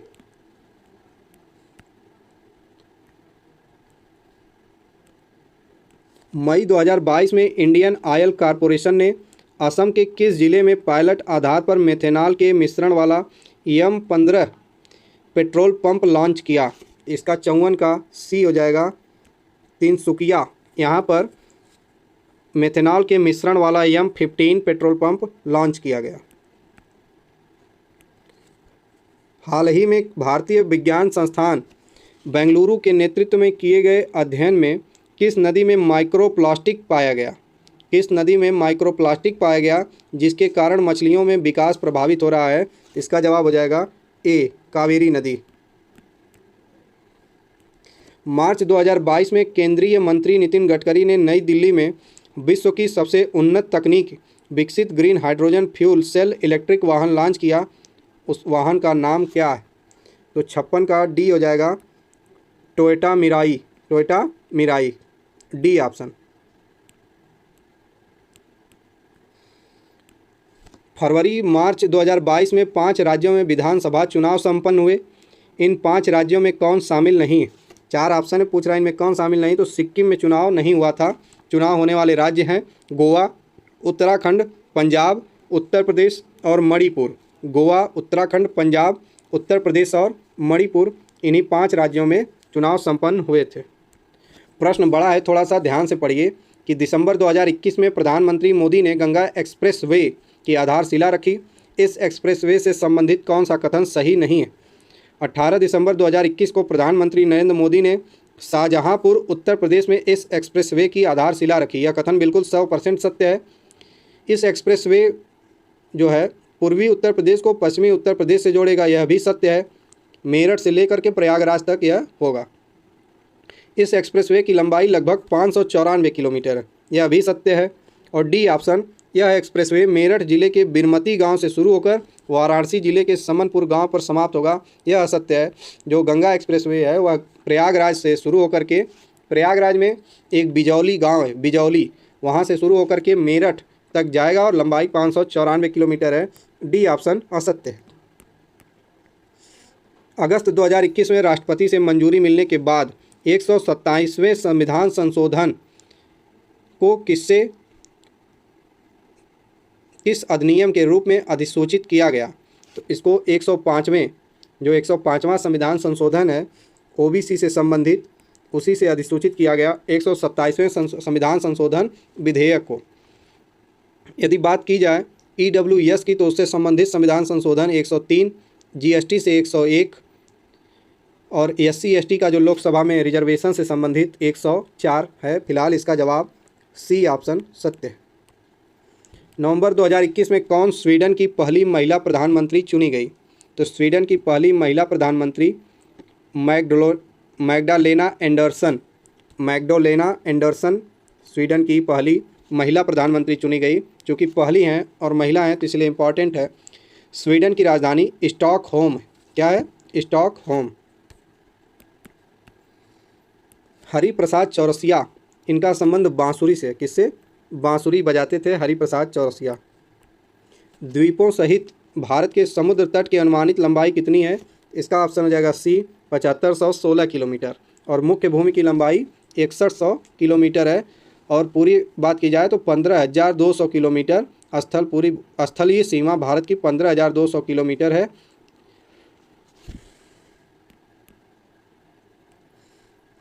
निम्नलिखित में से कौन सा देश आसियान का सदस्य देश नहीं है? बात की जाए आसियान की, आसियान की स्थापना 1967 में थाईलैंड में हुई थी। 1967 आसियान की स्थापना 1967 में हुई थी और इसका हेडक्वार्टर मुख्यालय जकार्ता इंडोनेशिया में। कहाँ? जकार्ता इंडोनेशिया में। इसमें 10 देश हैं: Indonesia, Malaysia, Thailand, Singapore, Brunei, Vietnam, Myanmar, Cambodia, Laos, Philippines. एक बार फिर से, Cambodia, Laos, Philippines, Indonesia, Malaysia, Thailand, Singapore, Brunei, Vietnam, Myanmar. इसमें चीन शामिल नहीं है। बी ऑप्शन इसका सही हो जाएगा। BC राय पुरस्कार किस क्षेत्र में दिया जाता है? तो विधान चंद्र राय पुरस्कार चिकित्सा के क्षेत्र में दिया जाता है। सबसे छोटा पक्षी दुनिया का बी हमिंग बर्ड है। B hummingbird. Dhanpat Rai Srivastava Premchand के नाम से मशहूर हैं। धनपत राय श्रीवास्तव। चमेली देवी जैन पुरस्कार, चमेली देवी जैन पुरस्कार किसे दिया गया? तो चमेली देवी जैन पुरस्कार आरिफा जौहरी। किसे? आरिफा जौहरी को चमेली देवी जैन पुरस्कार दिया गया। चमेली देवी जैन पुरस्कार किसे दिया गया? यह अभी पत्रकारिता के क्षेत्र में है तो आरिफा जौहरी को दिया गया। किस देश ने पुरुषों की बैडमिंटन टीम प्रतियोगिता थॉमस कप 2022 को जीता? अपना इंडिया। भारत ने थॉमस कप 2022 को जीता। इंडोनेशिया को हरा के जीता। बैंकॉक थाईलैंड में यह कप आयोजित हुआ था। और इसी से संबंधित एक है उबेर कप। उबेर कप को दक्षिण कोरिया ने चीन को हरा करके जीता था। थॉमस कप पुरुषों का बैडमिंटन है और उबेर कप महिलाओं का। तो पुरुषों का थॉमस कप जो होता है वो भारत ने जीता और उबेर कप को दक्षिण कोरिया ने जीता। Crunch time Narendra Modi's national securities crisis, Punjab में मोदी के ऊपर जो नेशनल सिक्योरिटी क्राइसिस हुई थी एक चुनाव के समय, उस पर किताब लिखी गई crunch time Narendra Modi's national securities crisis. इसको लिखा है डॉक्टर श्री राम चौलिया ने। बहुत अच्छा किया चौलिया जी, और कोई काम है नहीं आपको लिख ही दिए। चलिए, प्रतिवर्ष पृथ्वी दिवस कब मनाया जाता है? तो 22 अप्रैल को मनाते हैं पृथ्वी दिवस। और इस बार की थीम है invest in our planet. Invest in our planet. 15 मार्च को मनाते हैं उपभोक्ता अधिकार दिवस, अंतर्राष्ट्रीय उपभोक्ता अधिकार दिवस। 24 दिसंबर को राष्ट्रीय उपभोक्ता दिवस। लेकिन 22 का आंकड़ा है शानदार। तो 22 मार्च को मनाते हैं जल दिवस, 22 मार्च को जल दिवस, 22 मई को मनाते हैं जैव विविधता दिवस और 22 अप्रैल को मनाते हैं पृथ्वी दिवस।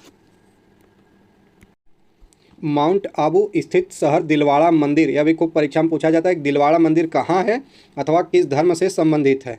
तो दिलवाड़ा मंदिर जैन, बी ऑप्शन, जैन समुदाय या जैन धर्म से संबंधित है और इसका निर्माण चालुक्य वंश ने करवाया था। पारसी का कोई प्रसिद्ध त्यौहार है नवरोज और सिख से संबंधित एक गुरुद्वारा, एक कॉरिडोर का निर्माण वर्तमान सरकार ने करवाया, करतारपुर साहिब कॉरिडोर। पृथ्वीराज चौहान ने से विवाह किया था, वह उनके शत्रु जयचंद्र की बेटी थी। उनका नाम था संयोगिता। क्या नाम था? संयोगिता। C option. पृथ्वीराज चौहान 1191 और 1192 तराइन युद्ध प्रथम, 1191 में तराइन युद्ध सेकंड, 1192 में हुआ था। पृथ्वीराज चौहान तृतीय, इनका अगर पूरा नाम पूछे या कभी कभी पृथ्वीराज चौहान तृतीय भी दे दे तो इन्हीं से संबंधित है तराइन युद्ध और इनका विवाह संयोगिता के साथ हुआ था। चालुक्य वंश का सबसे महान शासक कौन था? तो चालुक्य वंश का महान शासक पुलकेशिन द्वितीय थे। कौन थे? पुलकेशिन द्वितीय। बी ऑप्शन, यही चालुक्य वंश के सबसे महान शासक थे। पोलो या चौगान खेलते समय निम्नलिखित में से किस शासक की मृत्यु हो गई? तो कुतुबुद्दीन ऐबक की मृत्यु पोलो या चौगान खेलते समय हुई थी। इसे लाख बख्श भी कहा जाता है और इसका मकबरा लाहौर में है। कहाँ है? लाहौर में। इसने 2.5 दिन का झोपड़ा और कुतुब मीनार की नींव भी इसने डाली थी और उसका निर्माण इल्तुतमिश इसके दामाद ने पूरा करवाया था। लेकिन 2.5 दिन का झोपड़ा कुतुबुद्दीन ऐबक ने बनवाया था और पोलो या चौगान खेलते समय इसकी मृत्यु हो गई थी। इल्तुतमिश इसने इक्ता प्रणाली और तुर्कान ए चिहलगानी की शुरुआत इसी ने की थी। अगला प्रश्न, निम्नलिखित में से किसने दीन ए इलाही का आरंभ किया था? तो ये जो अकबर है ना, इसी ने दीन ए इलाही को 1582 ईस्वी में शुरू किया था अकबर ने। निम्नलिखित में से कौन उग्रपंथी नेता नहीं है? एक तो नरम पंथ को मानते थे और एक उग्रपंथ को। तो गोपाल कृष्ण गोखले यह उग्रपंथी नहीं है। बाकी उधम सिंह, बाल गंगाधर तिलक और मदन लाल उग्रपंथी थे। गोपाल कृष्ण गोखले के बारे में क्या बताया जाए? यह गांधी के गुरु हैं और इनके गुरु राणा डे गोपाल कृष्ण गोखले के गुरु, और गोपाल कृष्ण गोखले महात्मा गांधी जी के गुरु थे। अमृतसर संधि, जो अमृतसर की संधि हुई थी रणजीत सिंह और अंग्रेज़ों के मध्य, वह कब हुई थी? 1809 में अमृतसर की संधि रणजीत सिंह और अंग्रेज़ों के मध्य हुई थी। सीमांत गांधी खान अब्दुल गफ्फार खान को सीमांत गांधी कहा जाता है। निम्नलिखित में से किसने 1935 के अधिनियम के बारे में कहा था कि एक कार जिसमें ब्रेक तो है पर इंजन नहीं? पंडित जवाहरलाल नेहरू जी ने कहा था 1935 के अधिनियम के बारे में। गणेश महोत्सव का प्रारंभ किसने किया? तो गणेश महोत्सव का प्रारंभ लोकमान्य तिलक ने शुरू किया था और जो आज एक बहुत बड़ा महोत्सव बन चुका है, लोकमान्य तिलक ने। यमुना नदी का उद्गम स्थान कौन सा है? तो यमुना नदी यमुनोत्री बंदर पूंछ, बी ऑप्शन, यमुनोत्री ग्लेशियर से बंदर पूंछ नामक स्थान से यमुना नदी का उद्गम होता है। निम्नलिखित में से कौन सा एक सबसे सूखा स्थान है? तो जो लेह लद्दाख है यह सबसे सूखा स्थान भारत में माना जाता है। यहाँ पर मिलान करना है कि कौन सी धातु का जो खदान है कहाँ पे है। तो काला हांडी का संबंध, आइए मिलान करते हैं। काला हांडी का संबंध है बॉक्साइट से, काला हांडी का संबंध बॉक्साइट से।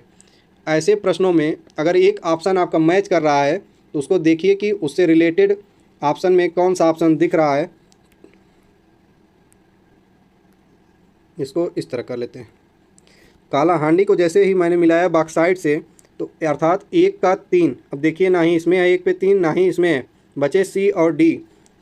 ओके, 2 ऑप्शन हट गए। अब कोलार का संबंध जो 3 पे लिखा है, कोलार गोल्ड फील्ड, एक मूवी आई थी KGF, कोलार गोल्ड फील्ड, तो कोलार का संबंध है गोल्ड अर्थात सोना से। 3 का 1, अब देखिए 3 का 1 किस ऑप्शन में है? तो केवल सी में है, डी में नहीं है। तो इसका सही जवाब हो जाएगा सी ऑप्शन। कौन सा? सी ऑप्शन हो जाएगा, सी ऑप्शन। अब आइए इसको मिला देते हैं। और जावर का संबंध है जस्ता और सीसा से, और मोसेबिनी का संबंध है तांबा से। किससे? तांबा से। दक्षिण एशिया का सबसे बड़ा मरुस्थल थार का मरुस्थल जो भारत तथा पाकिस्तान में, डी ऑप्शन, थार का मरुस्थल, जिसे ग्रेट इंडियन डेजर्ट भी कहते हैं, ग्रेट इंडियन डेजर्ट। अटाकामा मरुस्थल यदि पूछे तो यह चिली राज्य में, चिली देश में स्थित है अटाकामा का मरुस्थल। कालाहारी मरुस्थल अफ्रीका में स्थित है। कोलोराडो अफ्रीका जो है वह अमेरिका में स्थित है। तो अटाकामा चिली में, कोलोराडो अमेरिका में, कालाहारी अफ्रीका में, थार का मरुस्थल दक्षिण एशिया भारत तथा पाकिस्तान में विस्तृत है। निम्नलिखित नदियों में से कौन सी विषुवत रेखा को 2 बार काटती है?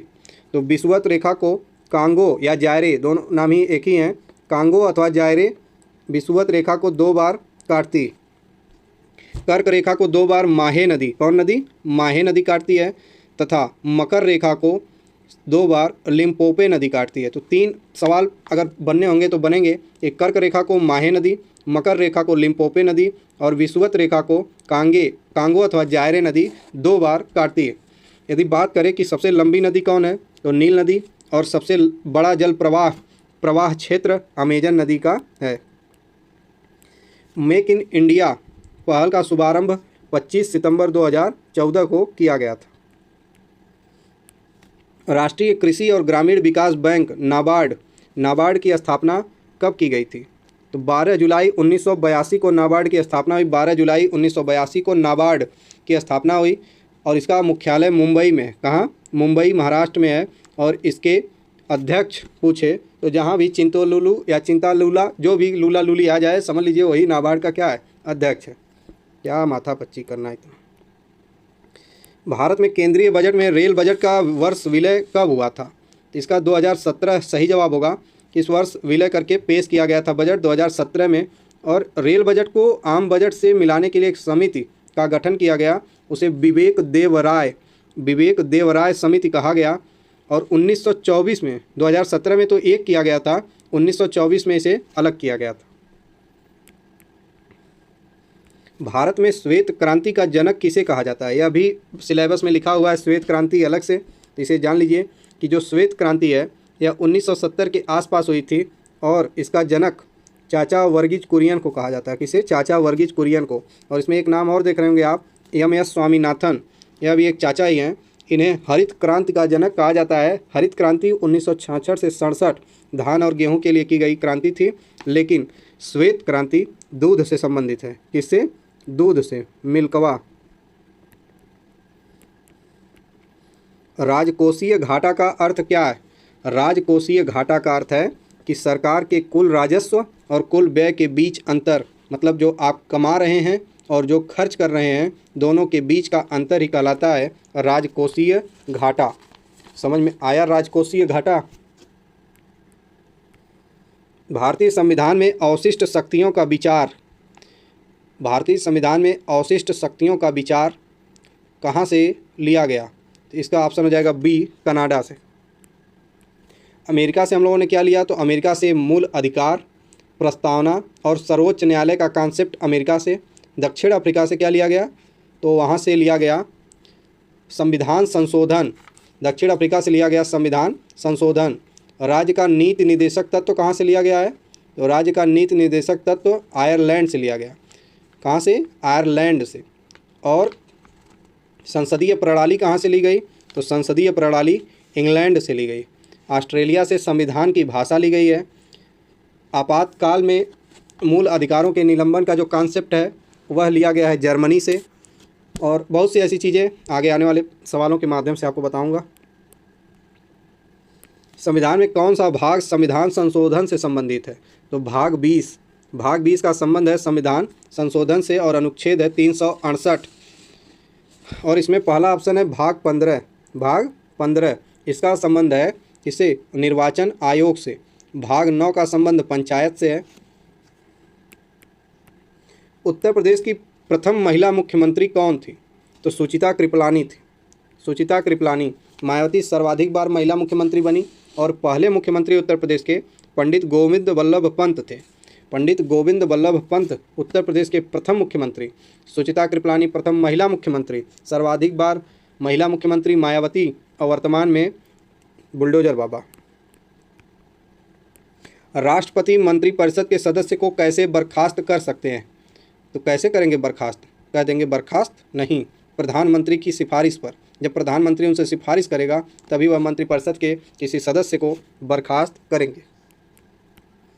भारतीय संविधान के अनुसार सरकार के कितने अंग हैं? तो वही 3 अंग हैं, राष्ट्रपति, राज्यसभा और लोकसभा। तो 3 अंग हैं, राष्ट्रपति 52 अनुच्छेद, राज्यसभा 80, लोकसभा 81। डायोप्टर निम्नलिखित में से किसकी एसआई इकाई है? तो डायोप्टर जो है लेंस की क्षमता, सी ऑप्शन, लेंस की क्षमता की एसआई इकाई। यदि एक लोलक निर्वात में दोलन करता है तो इसकी समयावधि, यदि एक लोलक निर्वात में दोलन करता है तो इसकी समयावधि अपरिवर्तित रहेगी, न बढ़ेगी न घटेगी। निम्नलिखित में से बेकिंग सोडा का रासायनिक नाम क्या है? तो बेकिंग सोडा को खाने का सोडा या सोडियम बाइकार्बोनेट, उसी का एक और नाम है सोडियम हाइड्रोजन कार्बोनेट। तो बेकिंग सोडा को सोडियम बाइकार्बोनेट, खाने का सोडा सोडियम हाइड्रोजन कार्बोनेट, या इन नामों से जाना जाता है। तो बी ऑप्शन इसका सही हो जाएगा। इसमें जो सोडियम कार्बोनेट लिखा है इसे धावन सोडा अर्थात धोने का सोडा कहते हैं। उम्मीद है कि आप लोगों को अच्छी लग रही होगी वीडियो, तो शेयर क्यों नहीं करते हो महाराज, लाइक कमेंट तो क्या करो।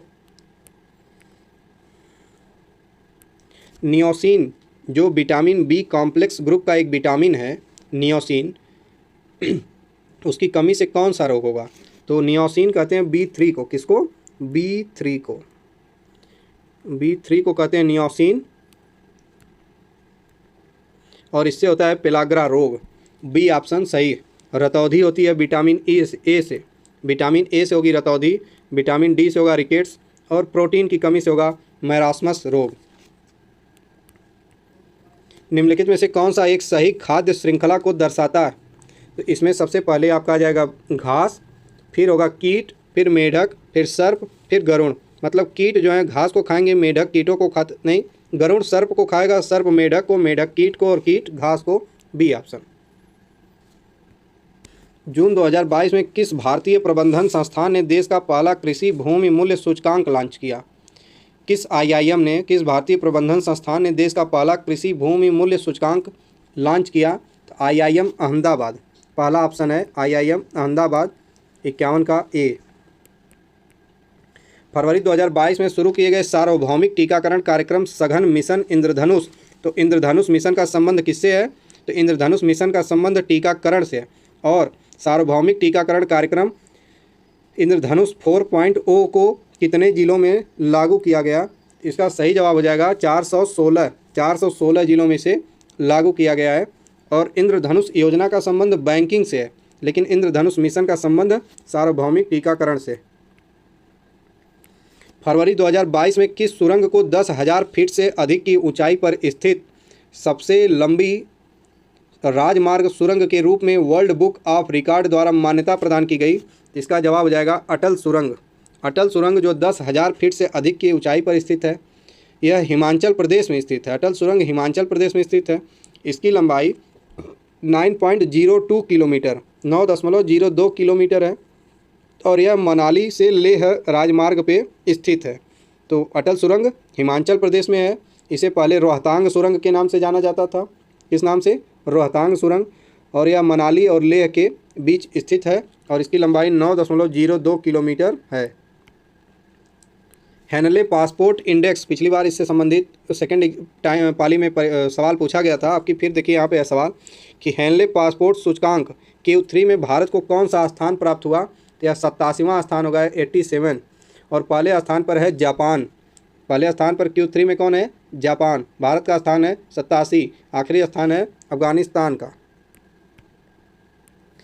मई 2022 में किस देश को एसोसिएशन ऑफ एशियन इलेक्शन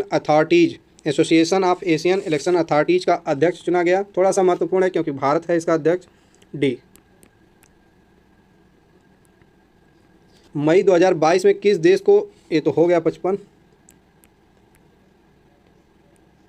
मई 2022 में कौन सा नियो बैंकिंग स्टार्टअप भारत का 100वां यूनिकॉर्न बन गया? यूनिकॉर्न उसे कहते हैं जिसका लेन देन $1 बिलियन जिसकी नेटवर्थ हो, वैल्यू हो, उस कंपनी को, उस स्टार्टअप को यूनिकॉर्न कहते हैं। यूनिकॉर्न मतलब होता है किसी स्टार्टअप का बड़ा रूप। तो इसका सही जवाब हो जाएगा ओपन। और चेन्नई सुपर किंग खेल की कंपनी है जो एक यूनिकॉर्न, सबसे बड़ी यूनिकॉर्न है, और 100वां यूनिकॉर्न है ओपन। अंतर्राष्ट्रीय ऊर्जा एजेंसी की एक रिपोर्ट के अनुसार भारतवर्ष 2026 तक विश्व के तीसरे सबसे बड़े एथेनॉल उपभोक्ता के रूप में किस देश को पीछे छोड़ देगा? अंतर्राष्ट्रीय ऊर्जा एजेंसी के अनुसार भारतवर्ष 2026 तक विश्व के तीसरे सबसे बड़े इथेनॉल उपभोक्ता के रूप में किस देश को पीछे छोड़ेगा? तो है चमगादड़ चीन। उत्तर प्रदेश के किस शहर में स्किल इंडिया अंतर्राष्ट्रीय केंद्र की स्थापना की जाएगी? बहुत जरूरी सवाल है। वाराणसी में स्किल इंडिया अंतर्राष्ट्रीय केंद्र की स्थापना की जाएगी। और भारत में सबसे पहले यह कहाँ स्थापित किया गया? तो उड़ीसा भुवनेश्वर में स्थापित किया गया स्किल इंडिया अंतर्राष्ट्रीय केंद्र, और यूपी में बनारस में। एक सवाल और, लखनऊ 2021 में प्रधानमंत्री नरेंद्र मोदी ने पूर्वांचल एक्सप्रेसवे का उद्घाटन किया। इससे संबंधित कुछ फैक्ट हैं, इनके बारे में बताइए। 16 नवंबर 2021 को मोदी ने इसका उद्घाटन किया, सत्य है। इसकी लंबाई 341 किलोमीटर है, यह भी सत्य है। इस एक्सप्रेसवे पर सुल्तानपुर ज़िले में एक हवाई पट्टी निर्मित की गई है, यह भी सत्य है। और यह एक्सप्रेसवे बलिया के मंदरिया गांव तक गया है, यह गलत है। जो पूर्वांचल एक्सप्रेसवे है यह बलिया तक नहीं बल्कि गाजीपुर तक, लखनऊ से गाजीपुर तक कुल 9 ज़िले लखनऊ, बाराबंकी, अमेठी, सुल्तानपुर, अयोध्या, अंबेडकर नगर, आजमगढ़, मऊ और गाजीपुर, इतने ज़िलों से यह एक्सप्रेसवे होकर जाएगा। और जा भी रहा है, देखिए कब तक जाता है, क्योंकि कल ही धंस गया था। तो सी ऑप्शन इसका गलत है। टोक्यो ओलंपिक 2020 में भारतीय पदक विजेताओं के संबंध में कौन सा कथन सत्य नहीं है? आइए देखते हैं कि सत्य क्यों नहीं है और कौन नहीं। टोक्यो ओलंपिक 2020 में भारत की तरफ से पहला पदक लवलीना बोरगोहेन ने जीता।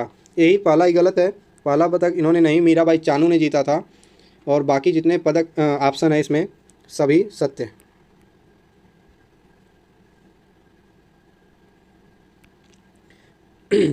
अबू धाबी, अभी मैंने बताया था कि अबू धाबी यूनाइटेड अरब अमीरात यूएई की राजधानी है।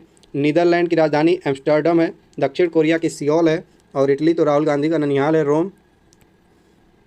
पुष्कर मेला, एकमात्र मंदिर पुष्कर का संबंध ब्रह्मा जी से है और एकमात्र मंदिर यह ब्रह्मा जी का भारत में राजस्थान में है। पुष्कर मेला राजस्थान में आयोजित होता है। राष्ट्रीय रेल संग्रहालय नई दिल्ली में है। निम्नलिखित में से कौन सा पुरस्कार उपन्यास के लिए दिया जाता है? तो बुकर पुरस्कार या उपन्यास के लिए दिया जाता है। और अब की यह महत्वपूर्ण इसलिए है कि इस पुरस्कार को गीतांजलि श्री को दिया गया, जो भारत की हैं, उत्तर प्रदेश की हैं। इन्होंने उपन्यास लिखा टॉम ऑफ सैंड। क्या लिखा इन्होंने? Tomb of sand. Geetanjali Shree, इनको अब की बुकर पुरस्कार मिला।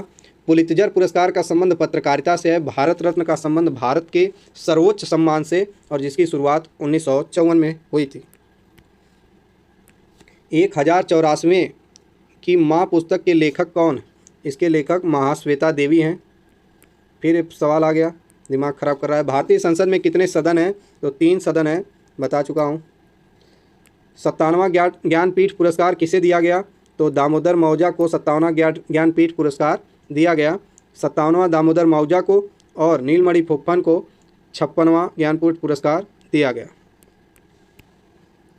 मार्च अप्रैल 2022 में इटली में आयोजित 45वीं विश्व ब्रिज चैंपियनशिप 2022 में किस देश ने रजत पदक जीता? तो भारत, 68 का बी। गणतंत्र दिवस परेड 2022 में किस राज्य की झांकी को सर्वश्रेष्ठ झांकी का पुरस्कार? तो उत्तर प्रदेश को सर्वश्रेष्ठ झांकी का पुरस्कार 2022 की गणतंत्र दिवस की परेड में प्रदान किया गया था। इसमें देखिए मिलान करना है सूची 1 का सूची 2 से कि मांडा कहाँ है, दाइमाबाद कहाँ है, कालीबंगा कहाँ है, राखीगढ़ी कहाँ है। तो मांडा जम्मू कश्मीर में पड़ता है, मांडा जम्मू कश्मीर में पड़ेगा। दाइमाबाद महाराष्ट्र में पड़ेगा। कालीबंगा राजस्थान में, राखीगढ़ी हरियाणा में। तो इस हिसाब से मांडा जम्मू कश्मीर में, दाइमाबाद महाराष्ट्र में, कालीबंगा राजस्थान में, राखीगढ़ी हरियाणा में। ए का 4। अब ए के 4 की बात करिए तो एक ही ऑप्शन है डी, ए का 4, ए का 4, बी का 1, सॉरी ए का 3 है, मांडा जम्मू कश्मीर में। सी ऑप्शन सही हो जाएगा।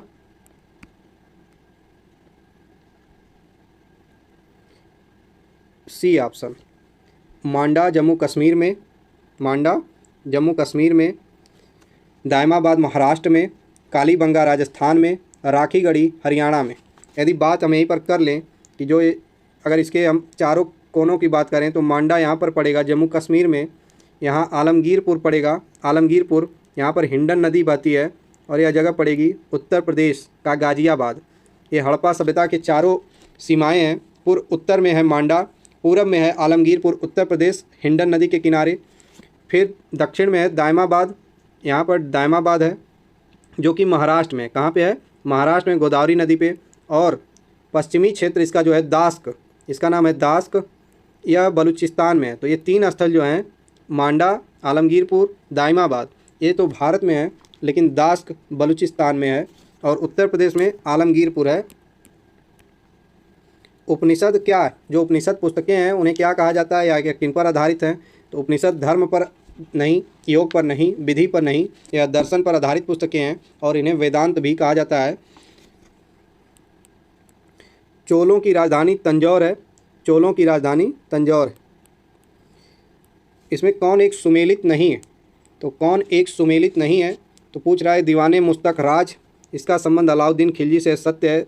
दीवाने अमीर कोही, इसका संबंध कृषि, अगर दीवाने मुस्तक राज की बात की जाए, पहला ऑप्शन इसका या राजस्व से संबंधित विभाग था। दीवाने मुस्तक राज राजस्व से संबंधित विभाग था।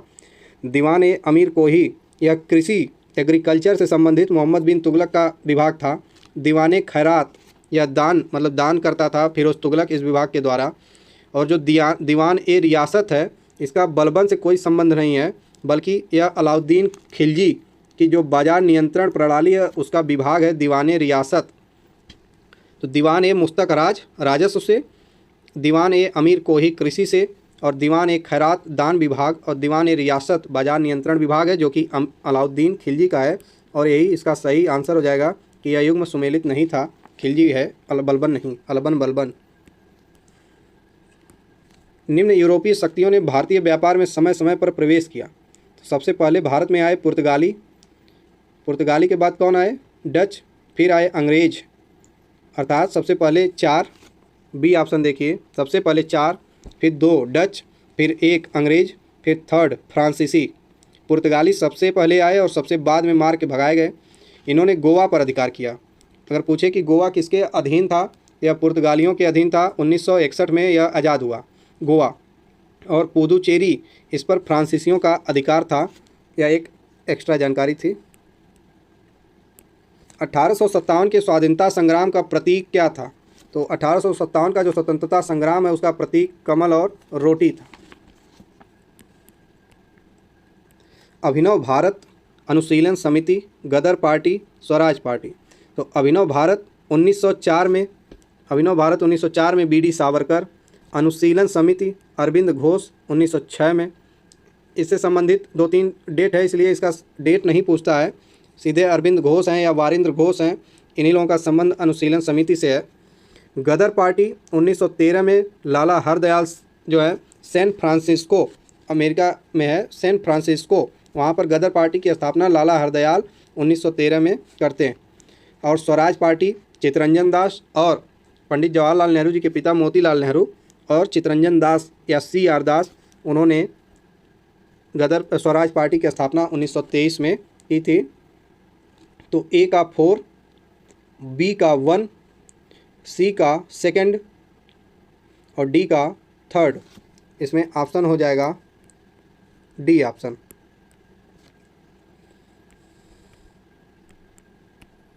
निम्नलिखित में से किसने बंगाल के विभाजन के विरोध में हुए आंदोलन का नेतृत्व किया था? जो बंगाल का विभाजन हो रहा था 1905 में, उसमें जो विरोध हुआ उसका नेतृत्व किसने किया?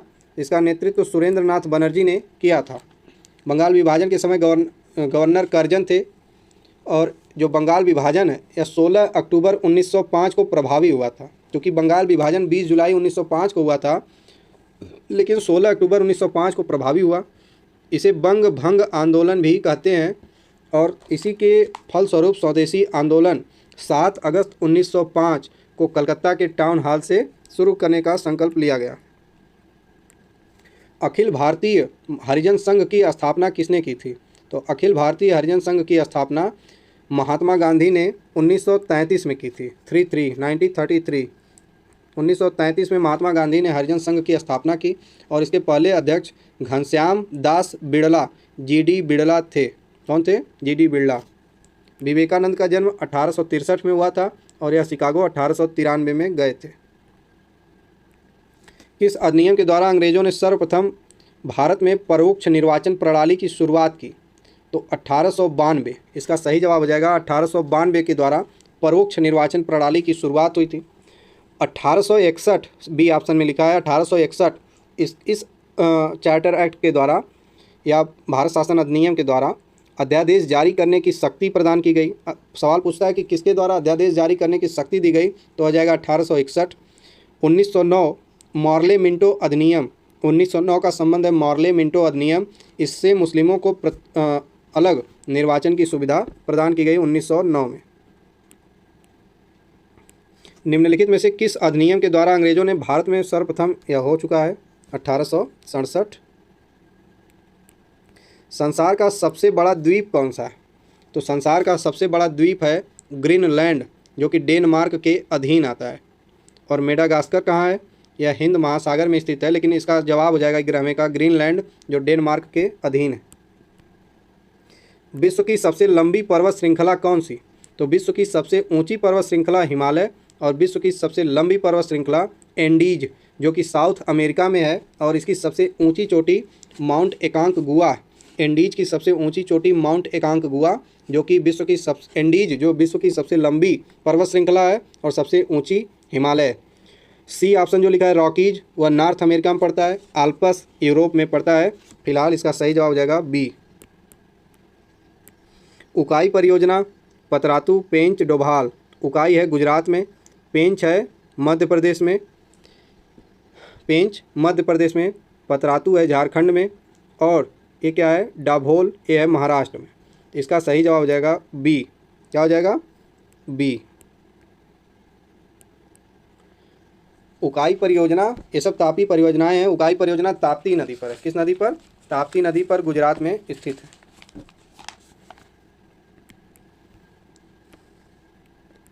कुछ बांध दिए गए हैं। भाखड़ा नांगल बांध सतलज नदी पर है। भाखड़ा बांधनाथ सतलज नदी पर है। हीराकुंड, और पंजाब में भाखड़ा नांगल बांध सतलज नदी पर है, और पंजाब में हीराकुंड बांध महानदी है, और उड़ीसा में इडुक्की बांध, पेरियार, और केरल में नागार्जुन सागर, कृष्णा नदी, आंध्र प्रदेश तथा तेलंगाना में। फिर से भाखड़ा पंजाब में सतलज नदी पर, हीराकुंड महानदी उड़ीसा पर, इडुक्की पेरियार केरल में, तथा नागार्जुन सागर कृष्णा नदी पर आंध्र प्रदेश तथा तेलंगाना में स्थित। और इसका ऑप्शन बी सही हो जाएगा, बी। पश्चिम बंगाल में एक परियोजना शुरू हुई, दामोदर घाटी नदी घाटी परियोजना। यह भारत की पहली परियोजना थी। आ गए दर्रा, दर्रा को मिलानो है। सिपकिला, सबर। अगर आपको सबर करना है तो आप हिमाचल प्रदेश में रहिए, अर्थात सिपकिला, बारालाचला, रोहतांग। यदि आपको नाज करना है तो सिक्किम पर करिए, नाथुला और जेलेपला पर। यदि आपको जो भी कुछ लिखा पढ़ा गया है उसे नहीं माना है तो आप उत्तराखंड में रहिए, अर्थात लिपू लेक और मानाला दर्रा जो है यह उत्तराखंड में है। तो ऐसे ही। और बुमला दर्रा कहाँ है? अरुणाचल प्रदेश में। जेलेपला कहाँ है? और मुलिंगला कहाँ है? जेलेपला सिक्किम में। मैंने अभी कहा नाज करना है तो नाथुला और जेलेपला। यदि आपको नाज करना है तो सिक्किम पर करिए, अर्थात नाथुला और जेलेपला। और मुलिंगला कहाँ है? मुलिंगला दर्रा उत्तराखंड में है। इसका बी ऑप्शन सही हो जाएगा, बी ऑप्शन।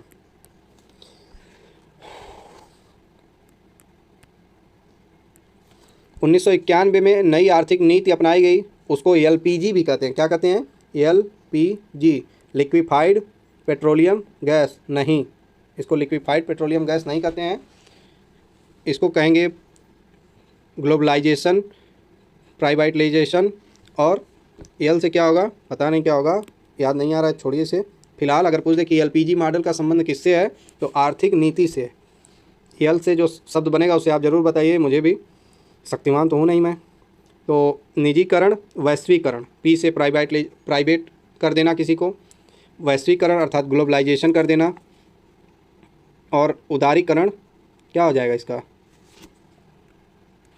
तो एल से हो जाएगा लिबरलाइजेशन, उदारीकरण, लिबरल हो जाना, लिबरलाइजेशन, प्राइवेटलाइजेशन, ग्लोबलाइजेशन। बन गया, मैं भी शक्तिमान हो गया, डी सही। मुझे उम्मीद थी कि आप शायद ही ऑप्शन में कमेंट बॉक्स में लिखते, इसीलिए मैंने सोचा कि इसको आपको बता ही दूँ।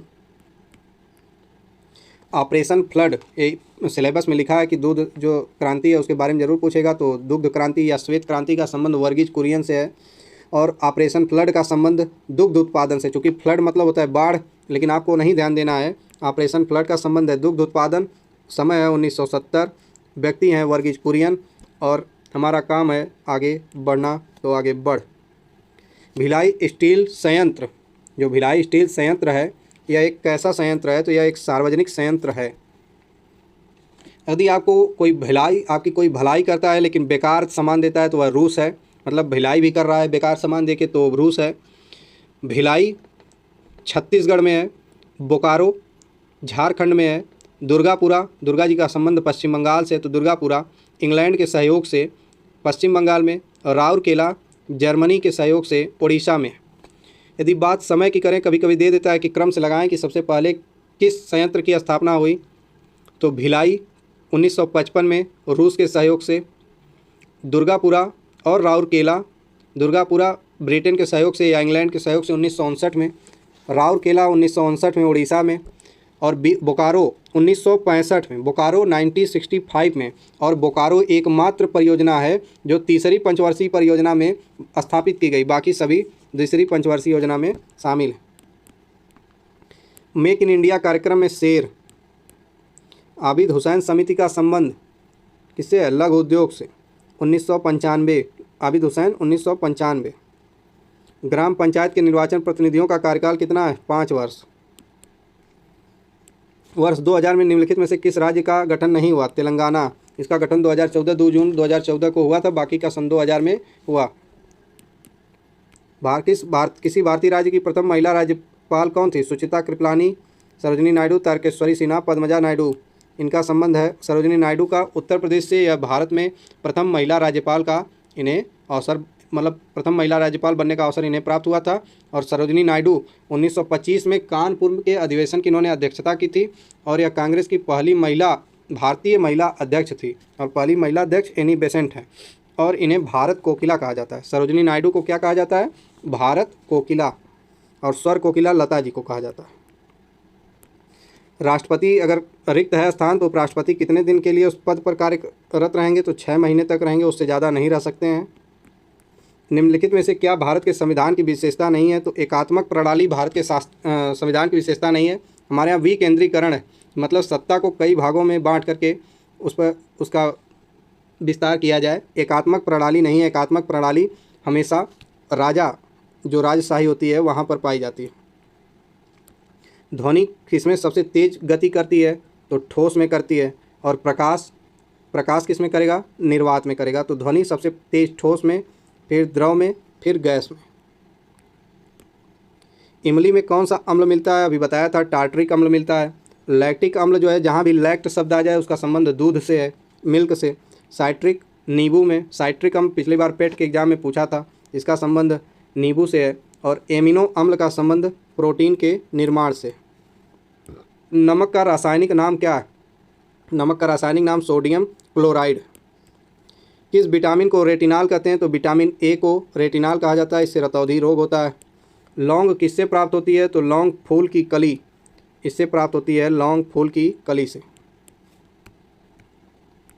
जून 2022 में कौन भारतीय प्रेस परिषद की पहली महिला अध्यक्ष बनी? यह है रंजना प्रकाश देसाई।